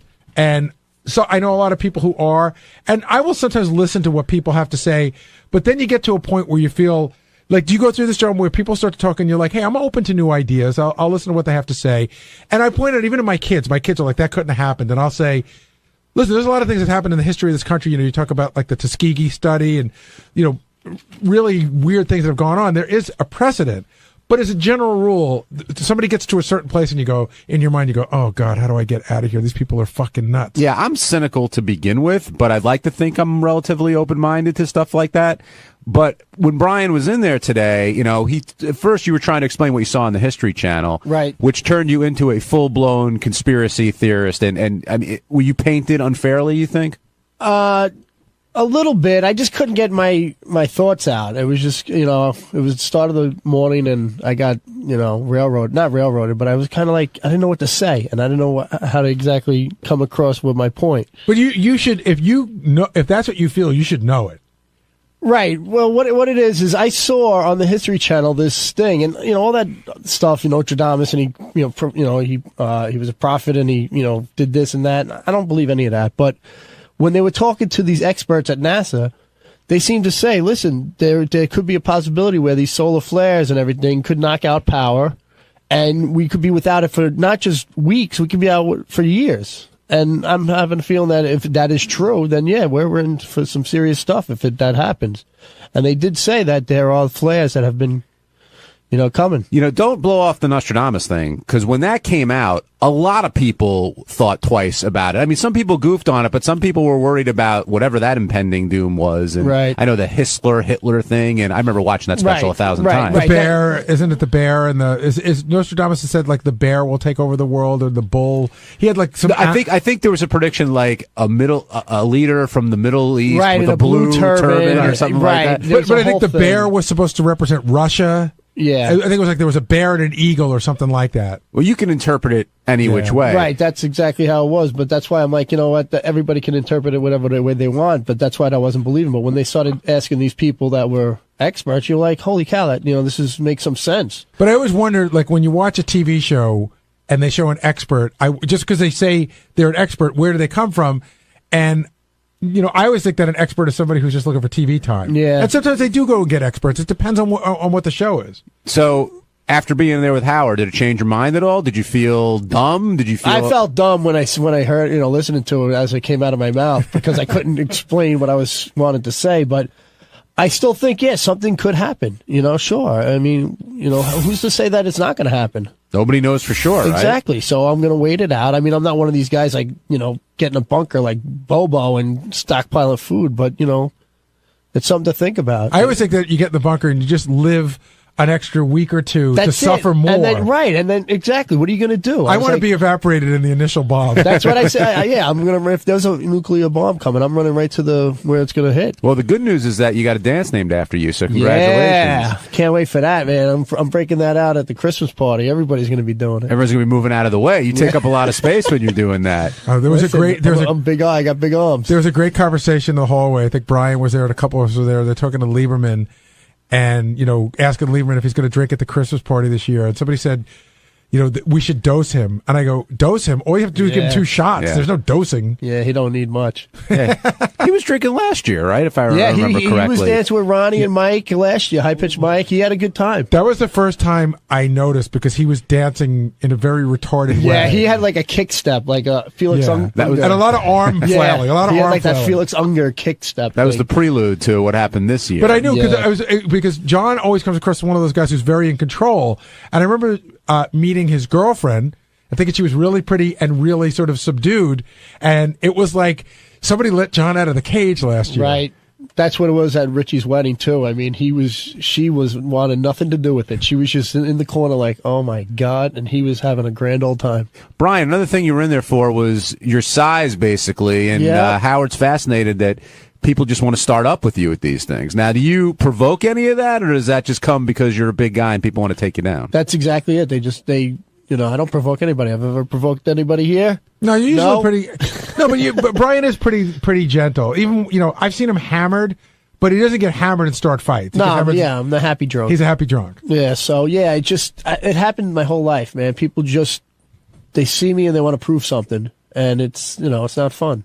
And you've gone to more concerts, I think, than anybody I know. You go to a ton of shows. I hit about a good 15 a year, at least. What was the last one you saw? I saw Manowar Saturday night, but before that, Rush. The Rush show we went to? Rush, yeah, in Brooklyn. No Aerosmith with Cheap Trick opening? No, I was going to go to that. I took my son to see that last year, but I didn't want to go again. That was a good show. Yeah. And Howard thinks Brian, he's like the guy's guy. He's he's always felt that way about you. But he really is. I mean, Brian's just like, he's a good guy. I used to when we parked in the same garage, we used to talk a lot walking, and he's just a good guy, and he's every man. Bob in Wisconsin, you're on the wrap-up show. Hello? Hey, Bob. Hey, what's going on? Hey, the impending doom. Haley could live off his neck fat for a couple of weeks. Hey-oh. Wow. Does two pool covers cover you enough for impending doom? Yeah, one does. The impending doom is Zaza. That's what's good. I'm stockpiling all that water underneath my pool cover. I love a guy who waits on hold for a long time with a joke that's like moderately funny. Yeah. Yeah, good morning. Good morning, everybody. I love it. I love being on the air with you. Actually, the truth be told, I feel like that kid from 8.5 Men, and I'm ready to go religious and denounce the show. Have you read about that? No. 8.5 Men. Are you talking about 2.5 Men? No, 8.5 Men. It's my show. I just rewrote it. Yeah, 2.5 Men, whatever that's called. The kid who grew up on the show, he plays the son of Charlie Sheen and Ashton Kutcher. Charlie Sheen is his uncle. Right. And whatever he is. I don't know that show all that well. Whatever that other guy is his father, yeah. Right.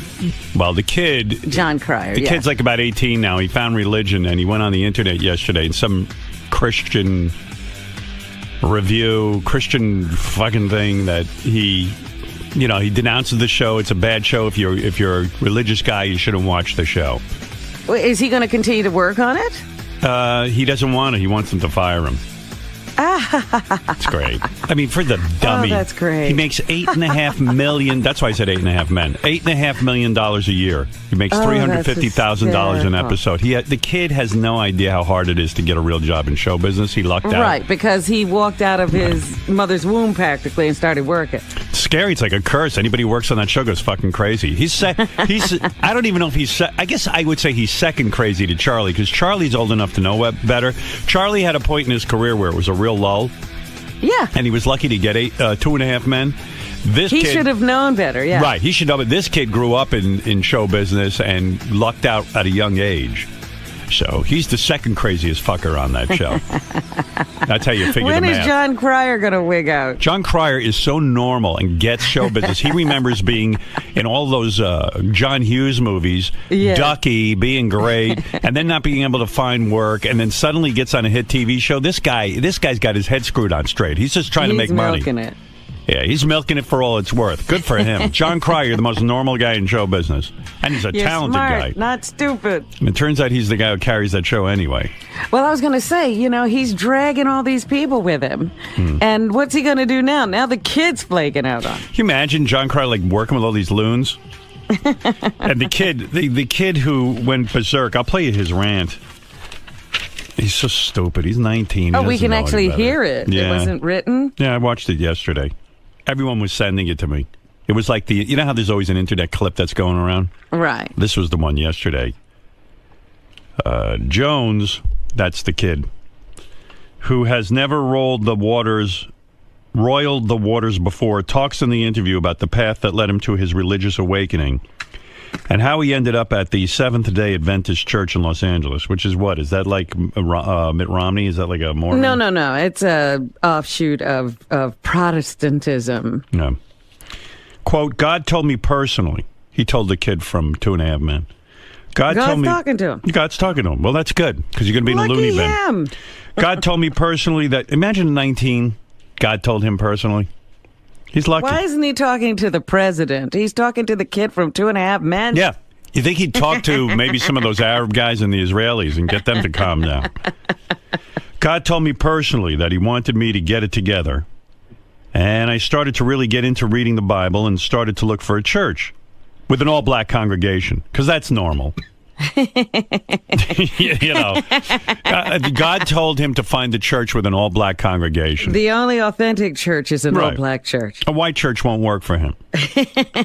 I was looking for a black gospel theme, he says.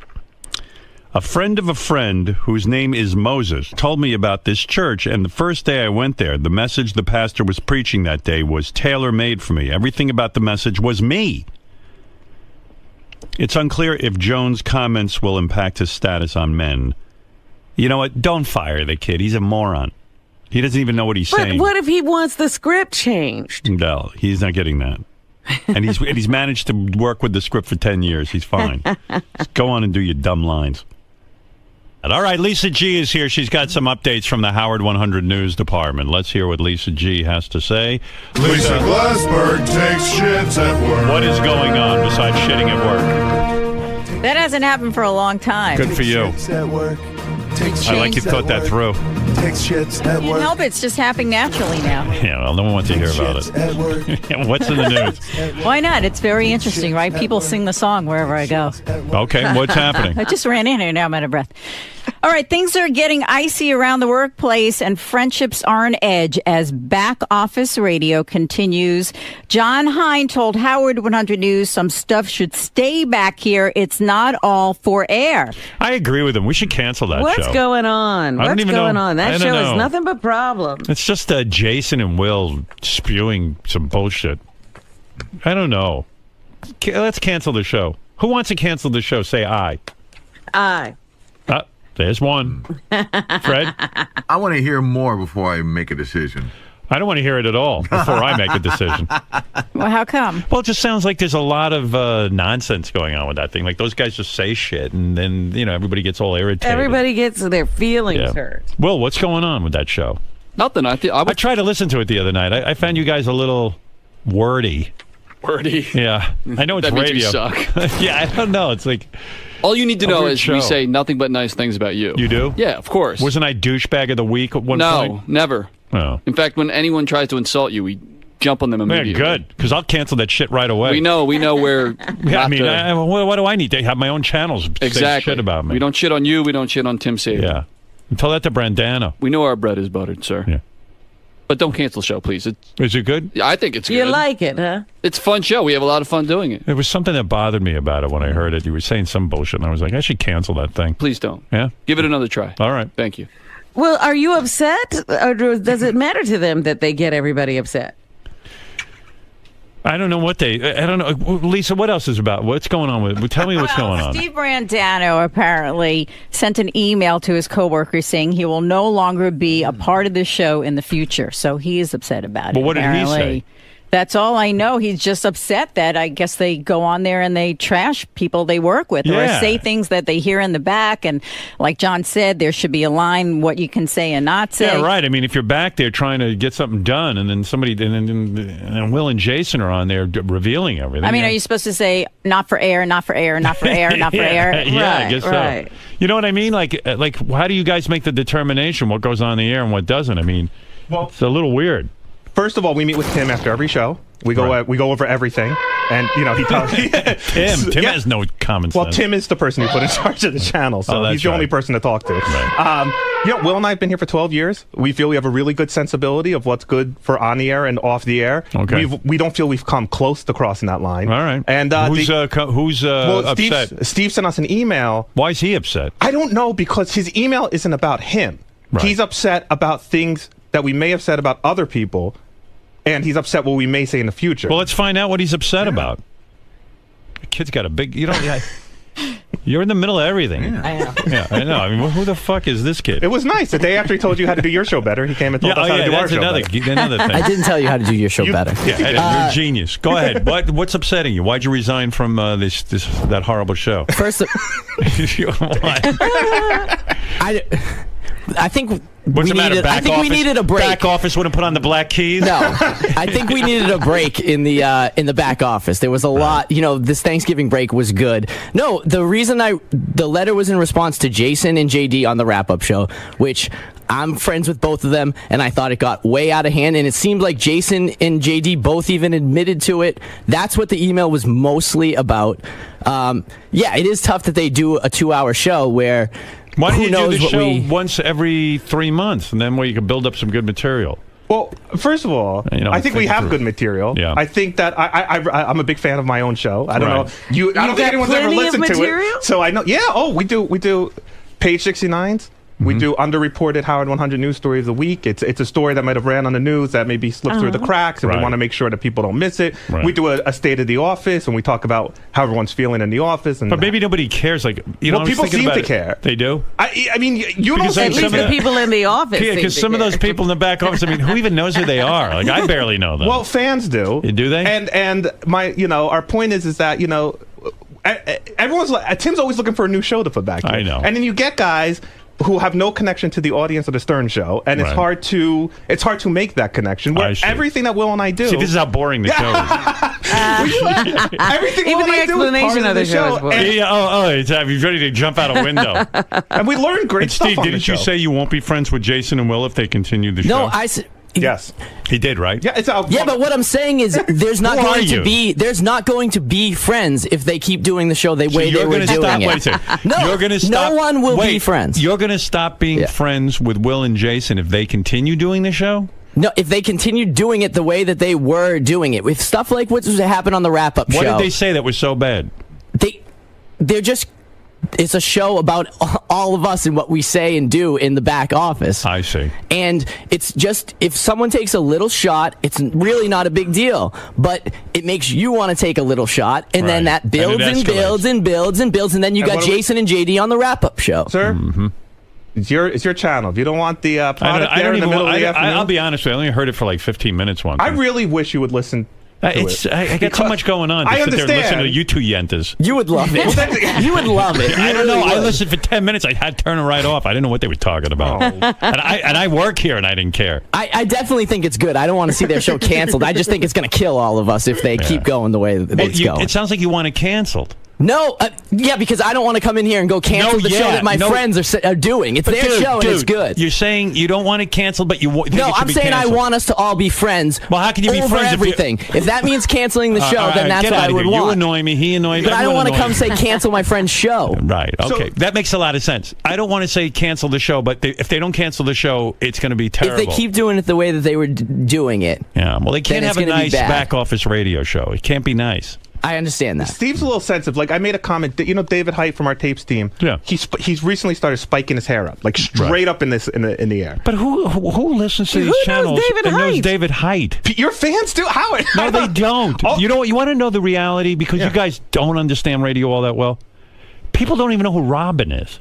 Do you know that? Well, then who are they think she's Robin Givens. Then they don't even fucking know. Then what are we doing? That's right. You so then why are we working on this? I don't understand what we're doing here. You say you don't understand. No, I don't understand. You say people don't know who David Heit is, and yet when we mention David Heit, we get 15 phone calls about him. From his family.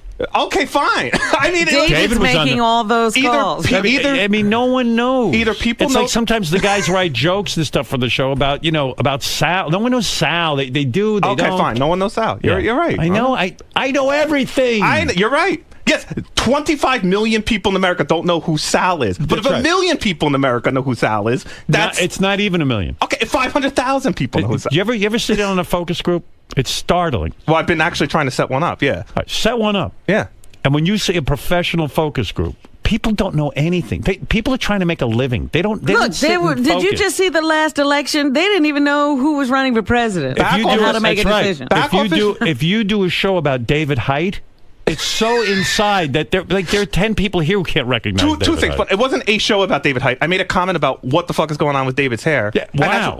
Wow, right. Well, that got Steve to get up and leave the office and goes, I can't listen to this. They're tearing the office apart, and he stormed out. Right. Back office radio wouldn't exist anywhere but on Howard 101. It's for a very specific audience. All right. Go back and do the show. I don't care. The explanation's killing me. Just do it. I won't pay. Don't do it. But keep David Heit comments to a minimum. Yeah, I want to tune in and hear about David Heit's hair. Howard, we were told we had to work on shows to justify our jobs. We're going to clear that up today. Oh, okay. I don't know. It's a mixed signal. I'm going to signal everyone today. Oh, good. Because I don't know. What did Tim tell you? You have to do a show? Can I speak on it? You stop me when I could stop speaking honestly. Twice in the last 2 years, I've had to write a letter justifying my job. That's coming from me. Yeah, okay. And which says, hey, Howard's only doing 3 days a week, and you guys need to pick up the slack and do more things around here. Which is why we moved Geek Time to a weekly show. Which is why we started doing Back Office Radio and the Fat Guy Show, because we're told to create content for the channel to fill in the time. I mean, this is the marching orders we've been given. All right. If you want to say I don't need to work on a radio show Thursday and Friday and just concentrate on this job. Show. Concentrate. I don't want. Okay. I don't want the job that is done for this radio show being compromised by these shitty other shows. Well, I don't think it is, but we're being told two different things. All right, get out of here. And I'm going to tell you a third thing. Leave. By the way, get out of here. We have a special coming up. The best of David Heit comments. It's going to be 2 hours about David Heit. Oh my goodness! This week's show, Scott Salem, does he use spray starch or not in his slacks? Yeah, I mean, what is that? David Heit. Who the hell knows David Heit? That was amazing. I made a comment about David Heit's hair. And Steve quit the show. Jason, in a weird way, was that a good plug for the show? That's an excellent plug for the show. You have to hear all our responses. It's the most Back Office Radio that's been talked about in the Stern Show since we started doing it. So yes, all news is good news. In the same breath, Howard's really ripping into your show. You know that there's some truth behind some of those jabs. Does that get in your head? Does that make you think your show's not as well produced or as interesting as you might have thought? No. If Howard listened to a show, Howard's the king of radio. If Howard listened to the show and had critiques and comments about the show, I'd be sitting there with a pad and paper and taking everything down. But he said he hasn't listened to the show, so I'm not. When he says he hates the show, it's kind of like, well, you haven't listened to it. So. But he hates the premise. He hates that people like David Heit are featured so prominently. Well, that's his right to hate it. I disagree. I find that stuff interesting, and it's his channel. And if he doesn't find it interesting, then he'll just get rid of us. What's your prediction? How long will Back Office Radio last? To the end of the contract. Steve-O. Yes. I feel as if you're caught in a weird place with Howard right now. Oh, I thought you meant between Will and Jason. Well, I mean, literally between Will and Jason. No one. Well, you feel like I'm caught in a weird place with Howard right now. Well, with the Black Keith conversation, and now you're involved in Back Office Radio, which he sort of poo-pooed. Okay. So now you're in these weird interactions with him where it seems as if he's annoyed by you. Yeah. No, I definitely feel like he's annoyed by me. Absolutely. How do you break out of that? that mold? I don't know that you can. I don't know. It's going to be hard for me to change anything that I'm doing. So I don't know if he's going to be annoyed by me. He's going to be annoyed by me. I guess you have to just leave it with what he always says whenever Gary's like, oh, I think he's bummed out. He goes, does he think that he'd be here if I didn't like him? And I guess that's what I gotta, go to bed with. So you're just gonna sidestep the frustration and keep moving on. I think we'd all love it if Howard was like, hey man, you're doing a great job, but that's not gonna happen around here. It doesn't happen with anybody, so why would I expect it to happen with me? Okay. Here is a special guest, David Arquette, who's just stopped by to comment on Angus T. Jones. What he wouldn't give to be on 2.5 Men and have a job in show business that paid $8.5 million a year. Hey, David, answer. Hey, look at you. He always dressed well. He always has that look. He has a look.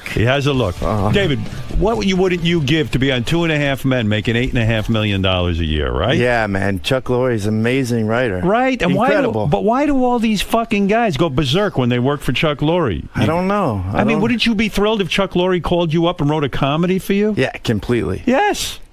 Yeah, right. Instead, what he gets is people calling him the devil and running away from him and quitting work. Is it possible Chuck Lorre really is Satan? No, because so many people are saying it now. No, so what happens is people just their egos. Like, ego's a big part of acting. Right. And when you get into that world, they start forgetting that other people are writing for them, that, it takes this team of Charlie to put it all Sheen, together. I said earlier, Charlie Sheen is crazy. Because, he just, he forgets when his career was in a lull, and he was, thank God for Chuck Lorre and this show, 2.5 Men. But this kid doesn't understand. He got in probably when he was 10 years old. He doesn't know what it is to be an actor and make $8.5 million. Is it? Yes. This kid is great. I did a movie with this kid. Yeah, this kid's gone berserk. You ought to get... What kind of movie was it? Was it a God-fearing movie? No, it was called C-Spot Run. But he was a great kid. He's always been a great kid, and he's a very smart guy. Somebody got a hold of him. Yeah. He's gone religious. He says he has to join a black church.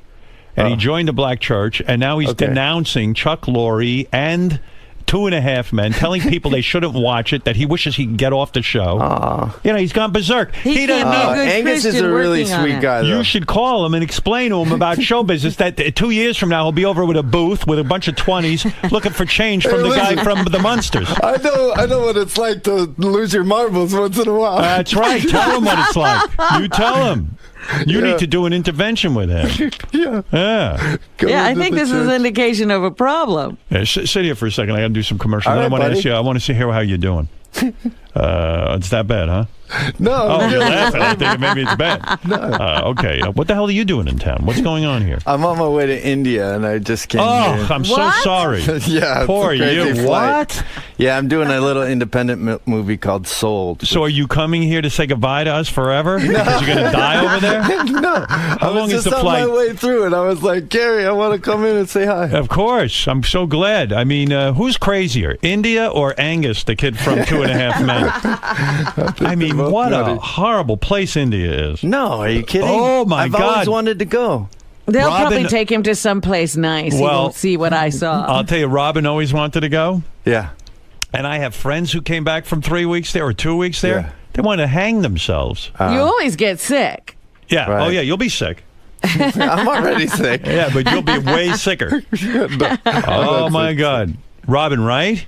Oh, it's really a rough country. You have never... ever seen poverty like that. Yeah, that's why I'm going. It's called Sold. It's a movie about human trafficking, and I hope sort of get can't some you of do the that financing. here? I mean, you got make it look like India, dirty up a place. I'm sure there's, or make believe it's India, and you're in Hollywood. No, Go ahead. I have to go over there just to help them with the movie, and it's like 3 scenes. You going to act in it, or you like a documentary? No, it's a film. Oh, I see. So you play a human and you've got only 3 scenes. You got to go all the way to India. No, I play a guy who's helping get these girls out of these. Oh, that's hot. Brothels. Are there hot chicks being trafficked in the film? Who's the chicks? Young kids. It's really creepy. That's not fun. No, it's not how are we going to watch that? No. You're the opposite of Michael Caine. I read a book on acting by him, and he picks movies based on the great places that he goes to. You pick the shittiest places to go to. You know what? I just got back from Detroit. Detroit doing this movie Orion, and it was so cold and but Detroit's an incredible city. Of course. I love that city. Have you been? Oh, I worked there. I lived there. Oh yeah, amazing. It's incredible. I love it. Oh, it's fun. It's wild. It was great. There's artists. There's a whole artist community. Cool. Artists. There. Yeah, man. Freezing. That's where you want to go. But I was sitting you know what? If I ever go gay, I'm going to Arkansas. And if I ever become an artist, I'm moving to Detroit. I'm not kidding. I was sitting there covered in blood, freezing, and I literally thought of Michael Caine. I thought of what he said. And I was like, maybe he's got something there. Are you going to India? Fuck. Yeah, man.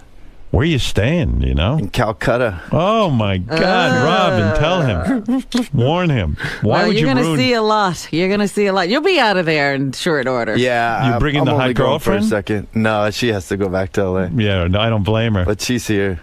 Yeah, she said, you're going to India? I have to go to L.A. What'd you do? We adopted a dog from Detroit. Oh, you're getting serious with her, huh? Well, this last day's rescue is a place out of Detroit, and we adopted this amazing basset hound. Oh, I love named basset Dallas. hounds. Is she move in? We have a place downtown together. Look at this. I have an apartment, but I still have my house. I read in the tabloids, Courtney went nuts when she heard you were living with Christina. Oh, yeah, man. Oh, yes, all very cool, and everything's cool. Whoa, yeah, not what I'm reading. She's realizing, you man. read too much. Maybe what she had was a good thing. You don't believe what you read. Yeah. No, we're all cool. Everything's cool. Yeah, everything's cool, man. Everything's cool. Everything's cool. Yeah, it's all cool. It's all cool till it's not cool. You know what's cool is Ronnie's going on Cougar Town. That's cool. Yeah, real cool, man. You like that change of subject. Wow. How are you? She didn't freak out when Christine moved in with you? No. Everything's cool. Everything's cool. Yeah, man. Everything's cool in Hollywood. Everyone moves in with everyone else. Nah, we're I saw some bikini pictures of Courtney in the tabloid. She look good, right? Looks good. Yeah, she's beautiful. She's holding it together, she's man. Incredible person. Yeah, beautiful man. girl. Well, listen, things sometimes don't work out.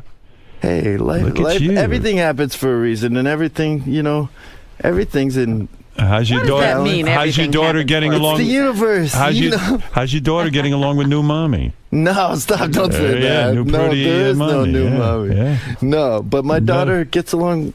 My daughter is an incredible person. Right. Stop it! That's cool. Everything's cool. Why does it have to be like this? Why can't we be friends? New mommy.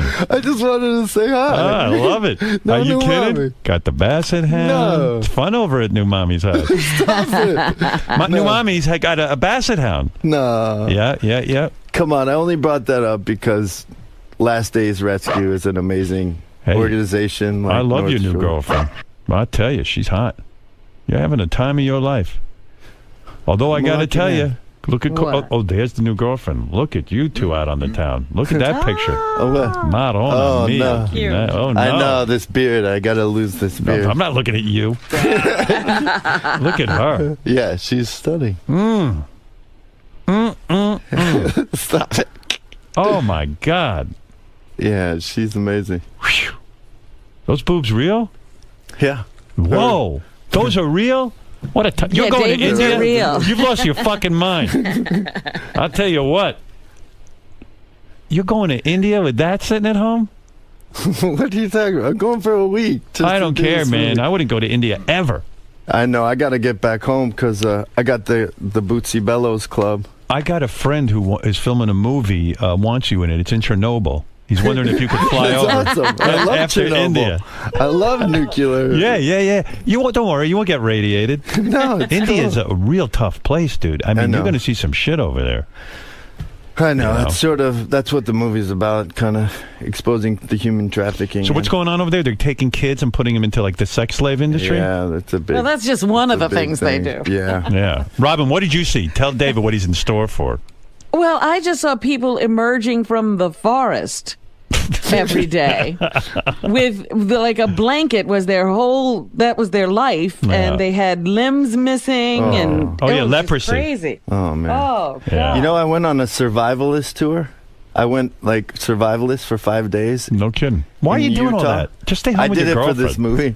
Oh yeah. Yeah, it was incredible. 2 days without food. Why would you do that? Just to learn how to start a fire. Oh my God! I'll tell you how to start a fire. You take a match and you fucking light it. Yeah, you take your natural gas, you turn the burner. But if you don't, if we were stuck anywhere, I could start a fire for us. So you went out in the woods for 2 days and you learned how to start a fire? Yeah. Let me see you start a fire now. I could. Well, what would you use? You need a bow and a stick. A bow? Well, you might as well bring matches. Well, you make it. How do you make a bow? You carve a little piece of a little sort of curved piece of wood. Yeah. You get a little. You know how to do that? And yeah. you know how to make you carve the stick out. You have to make sure it's straight. Where do you get the string? Then you have to carve a little. Carve a string? No, you have to carve a little hole, a little divot in a rock, and then with those 3 things, you can make fire. Really? Yeah. But a bow, you did that. You need a string. You need a string. Yeah, you need a string. So if you're bringing a string, why not bring matches into the wilderness? And a bow. Yeah. There's certain things if you had to, you could make twine. No. Yeah. Oh, you could make twine? Oh my God, you're not going to get fire for days. Yeah. You're making You'll be dead. twine. Everything takes a little while, but in a couple hours you'll have it. We made fire and cooked our own meals and everything. Cool. I'm just thinking, like, you can't drink anymore, but over in India you'll be vomiting just like the old days. Great. Yeah. Seriously, dude, watch what you eat and drink over there, bro. Yeah. You're supposed to bring charcoal tablets and sort of take them after every meal. When I hear I'm going somewhere where I need charcoal tablets, I just don't go. You know what I mean? That's a good call. Yeah. But the movie, like you own the movie or something? It's your movie? No, they just used my name to help finance it, so I'm sort of obligated. Oh, you help finance it? Well, they just used my name to help get investors, and it's like this whole sort of little independent movie. So can't you wrap 3 scenes in like a day and get the fuck out of India? Yeah, that's pretty much That's the plan, right? Yeah, you get out of there, man. Robin got out in a day, and she was barely, like she was so traumatized. It was more than a day. Yeah, yeah, I'm worried about you. It was rough. You know, there's beautiful things there too. Yeah. Where I go to dinner, I don't need any charcoal tablets. I'll tell you that. I love traveling, though. You do? I hate it. You do? I hate seeing stuff like that. That's I like crazy. seeing my house. You know what I mean? I really hate traveling. It's so annoying. Really? I really wish you would travel because there are some wonderful places to go. What do you like, packing? And this whole idea that you hate it, I don't understand. Did you pack and everything? Yeah. What did you pack? I pack it's so annoying. I did a Travel Channel show recently that'll air next year. That went to 6 different places and just went all around. Huh. Budapest, Morocco. It's amazing to see these different countries. I feel like you're on the road to getting married again with this girl. Easy, come on. Hey, you're moving in. Oh, you got the dog. Telling you. Stop it. It wouldn't be the worst thing in the world. She's super hot. She's a great girl. Yeah. She's a wonderful person. I mean, it's how long it's been? But you broke up for a while. Now you're back together. Yeah. Why'd you break up with her? I don't know. It was. I heard you were trying to get back with Courtney for a while. No way. It was she broke up with me. Actually. She did? Yeah. I could see that. And she was living in New York at the time. It was pretty strained. She moved back to LA though. And then she realized she wanted you. It's fucking hot. Good for you. Must be giving it to her good.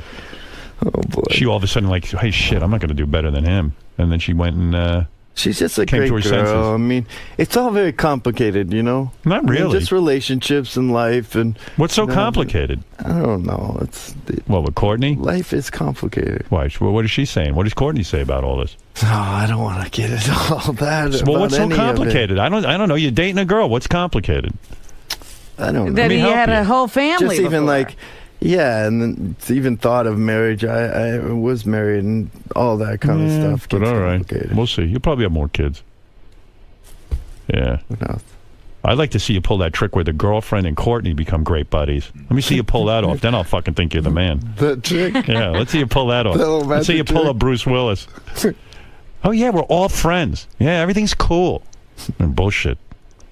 And you find out it ain't so cool. Yeah, nothing's that cool. Nothing's that cool. Yeah, right. Everybody's full of shit, including me. Oh, come on. Yeah, come on, man. Oh, it was me. You know what I'm talking about. Thanks for just letting me pop in. I just wanted to really see and say hi. Hey, I'm glad you came to say goodbye permanently, since you're never coming back from India alive. I mean, seriously, what are you thinking? Good thing you studied survival techniques. Yeah. Yeah, you can't even find string to start a fire over in India. You know, it's bad. Who knows? You yourself could be kidnapped and put into the sex slave They industry. could put him in the sex trade. Yeah, he'd like it. I'm just doing the best I can. I'm in the sex trade industry. I had to Come service over 3 here, women big the guy. other day. What's that movie you were in that I see you running around in like a loincloth or a diaper or something? It was called Orion. That's the one I did that's the in one in Detroit. Yeah, you're pretty ripped up in that. Yeah, I got all ripped. Yeah, look at you, bro. Yeah, good for you. You're working out, huh? Yeah, I worked out with this great trainer. Yeah. John Paul. Good for you. How long is the flight to India? I know Robin was on a plane for like 6 days. Oh, it's forever. Yeah. And then you get there and you're like, oh my God. I came all the way for this. Yeah. I also worked out with a boxer named Ricky Quills. What are you, blocking out the fact that you're going to India? Yeah, I'm blocking it out. I would. Yeah. Meanwhile, in India, you try to start a fire and you have a string. You're the Donald Trump of India if you have a string, right? Because nobody has any money. In India, they like burn people and throw them into the river. Whoopee, vacation. Yeah. I've been waiting all year for this. Yeah, let's watch them throw people into the river and then bathe and eat in the water too. And shit in it. It's also like one of the most spiritual places in the world. But wait till you see them like traffic stop for a cow. It's crazy. It's pretty annoying. Yeah. But respectful. Are you a vegan and all that? No. Not yet, huh? No. Yeah. I'm wondering how I'm not going to eat beef for the week. They don't serve any beef in India? No. No, the cows are sacred. Wow. All right, that's cool. I can dig that. Are you vegan? No, I eat fish. Yeah. But other than that, I am, I guess. Right. Yeah. Not vegan, but like... Right, pescatarian. I'm a pescatarian, yeah. That's about all I can handle right now. Maybe one day something more, but I don't see it. No, it's all right. I got to eat. I got to get protein in me. Look at me, because otherwise I'll lose muscle mass. I work out pretty hard. Do you know if you're going back to AGT yet? No, I don't know yet.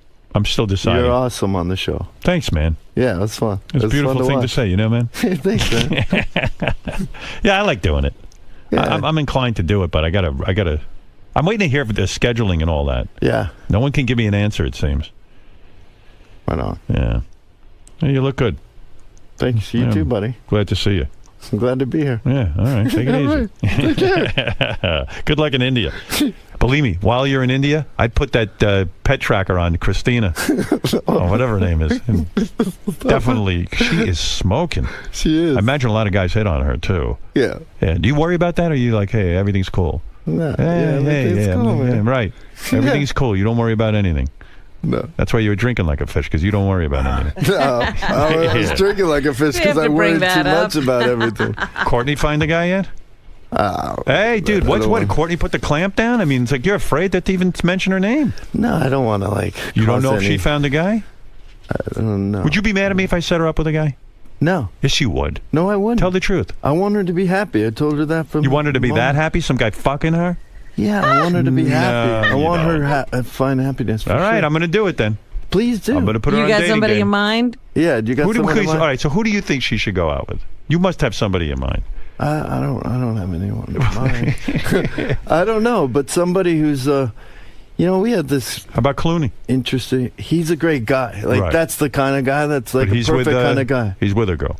What about if she was dating like Bill Clinton? He gets a divorce from Hillary. No, Bill Clinton's too much of a sort of philandery kind of guy. You don't want him for her. No, I mean, George Clooney's a great example of a really But George Clooney's a serial monogamist. Yeah, he will go from woman to woman. He will not marry Courtney. I don't. I mean, but that's the kind of guy, like somebody who's witty. Let's think of somebody for Courtney. Who would you approve of for Courtney? And I'll make it happen. Go ahead. Who could you see her fucking blowing the whole thing? Great.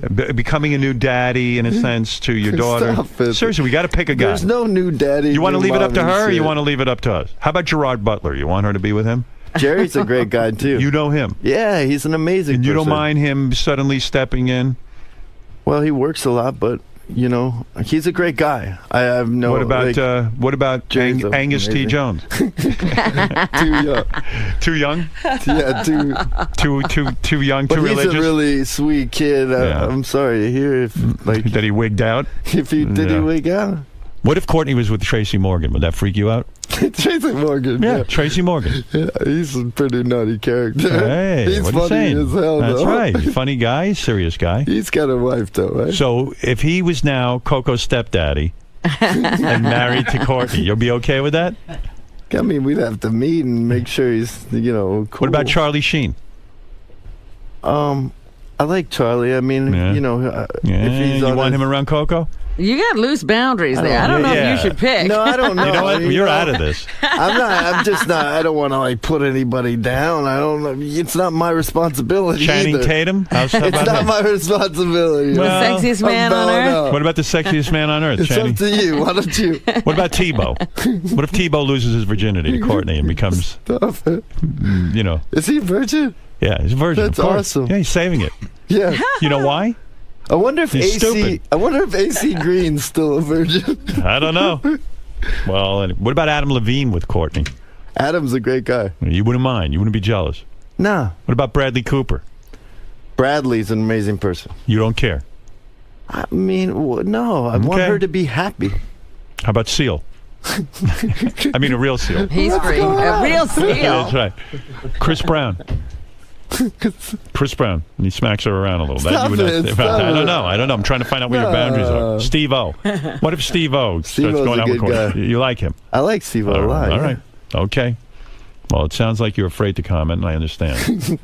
All right. Well, listen. Hey, thanks for having me Dave, in, buddy. where are you going? You leaving? No, I thought David, you were kicking me out. No, I'm ending the show, actually. I'm leaving. You're staying. Oh, thank you. Do me a favor. Go on the wrap-up I show. love you. Don't go to I India. love you, buddy. Don't go. I can't not don't go. go to India? Don't go. Well, this fucking movie no one's going to see between you and me. No, a movie about India and sex trafficking? Yeah, I mean, it'll help. It's all like a portion of the proceeds from the... If you go to soldfilm.com and look it up, they're worth going give there? it back to helping free these kids from these brothels. Gary, confiscate David's passport. Wink once if you really want me to keep you from going. You do? All right, so we could do that. You'll say, blame it on me. What happens if you don't go? Like, could they sue you or something? No, it's just to help the film. So, I've he's already... a giver. I committed. He's a giver. I am a giver. You're a giver. Oh, Courtney Cox is on the phone. Courtney's on. Let's say hello to her. Hi, Courtney. Hey, how are you? How are you, David? Hey, high-pitched Courtney. Courtney, who do you want to go out with? I'd rather go out with you, Howard. No, come on. Be honest, Courtney. Would you rather go out with like Johnny Depp or Shaq or The Situation, maybe, we're thinking? Why is it all these random celebrities? What? I'd rather go out with Shaq because he's a big black man. Shaq, okay. All right, fair enough. You're attracted to black guys. Now we know. All right, thank you. By the way, David, when you go to India, just bring a can of Febreze because you don't smell in India. What did he say? Bring some Febreze. Oh. Well, he's so, articulate. David, I love you so much. Love you too, buddy. When are we going out to party, me and you? Cool. Let me know when you're in L.A. We'll take you to Bootsy's. All right, good luck in India. Seriously, Dave, be careful over there, honestly. Yeah, buddy. I love you. Don't, think about your health. You be careful in the Hamptons. Yeah, you're right. That's right. That's about as dangerous as it gets for me. All right, anyway, the great David Arquette, do you have anything you're promoting beside this movie? Well, I did a film called The Cottage that's out on DVD. It's a cool film. Anybody I know in that? Thriller. Anybody, any sexy chicks? There's some sexy chicks. Oh, good. Any nudity? For my audience? No real nudity. No real nudity. Topless? No one? No topless. All right. Oh, I actually show my ass in it. Oh, you do? I wasn't thinking of that kind of nudity. Hey, come all right. Well, I know you got a nice ass. Oh, I had to do a nude scene and my penis shriveled up like crazy. Oh, really? Where was that? Where? But, Orion, I had to swim around in a pool. And you were naked? Yeah. Didn't you put a sock on your cock or anything like that? No, not for this scene. And so do we see your penis in the movie? I hope not, because it was cold water. And I'm a grower, not a shower. I mean, that thing looks small when it's not happy. That's embarrassing. That's so embarrassing. No, I don't know how you do that. Well, hey, that's acting. Yeah. Teach your penis how to act big. All right, we'll see you tomorrow. Thanks for stopping by. The great David Arquette, who, of course, is on his way to India for a film role, and we hope he comes back. And we'll be back with you tomorrow. Thank you. David. Yes. Can I talk to you for a brief moment? Yeah. You love Howard. You respect him. Yeah. I'd go as far as say you really respect his opinion as well. Yes. When he criticizes a trip to India like this, is it one ear out the other, or do you actually listen to what he has to say? No, I know that Howard has a fear of travel, so I don't. I love traveling. In your opinion, what is he missing out on by his lack of adventure? He has no sense of adventure. He's afraid of everything. Well, fear is like the big enemy, in my opinion. You just have to sort of confront some of your fears to expand your life. And he's missing like a lot of culture. That's what my favorite part is, meeting different people from these different places. And when you come in and you do these little, random pop-ins. Yeah. Do you ever sit down and he's like, he's proposing different people for Courtney to be with. He's asking you about your current girlfriend. Is it just so annoying? Like, do you get to a certain point where like, why did I pop in today? There's always sort of a backlash after you go on. Right. But, ultimately I didn't say anything. I'm not trying to hurt anybody's feelings or do anything wrong. So hopefully nobody got too upset and, Thank you.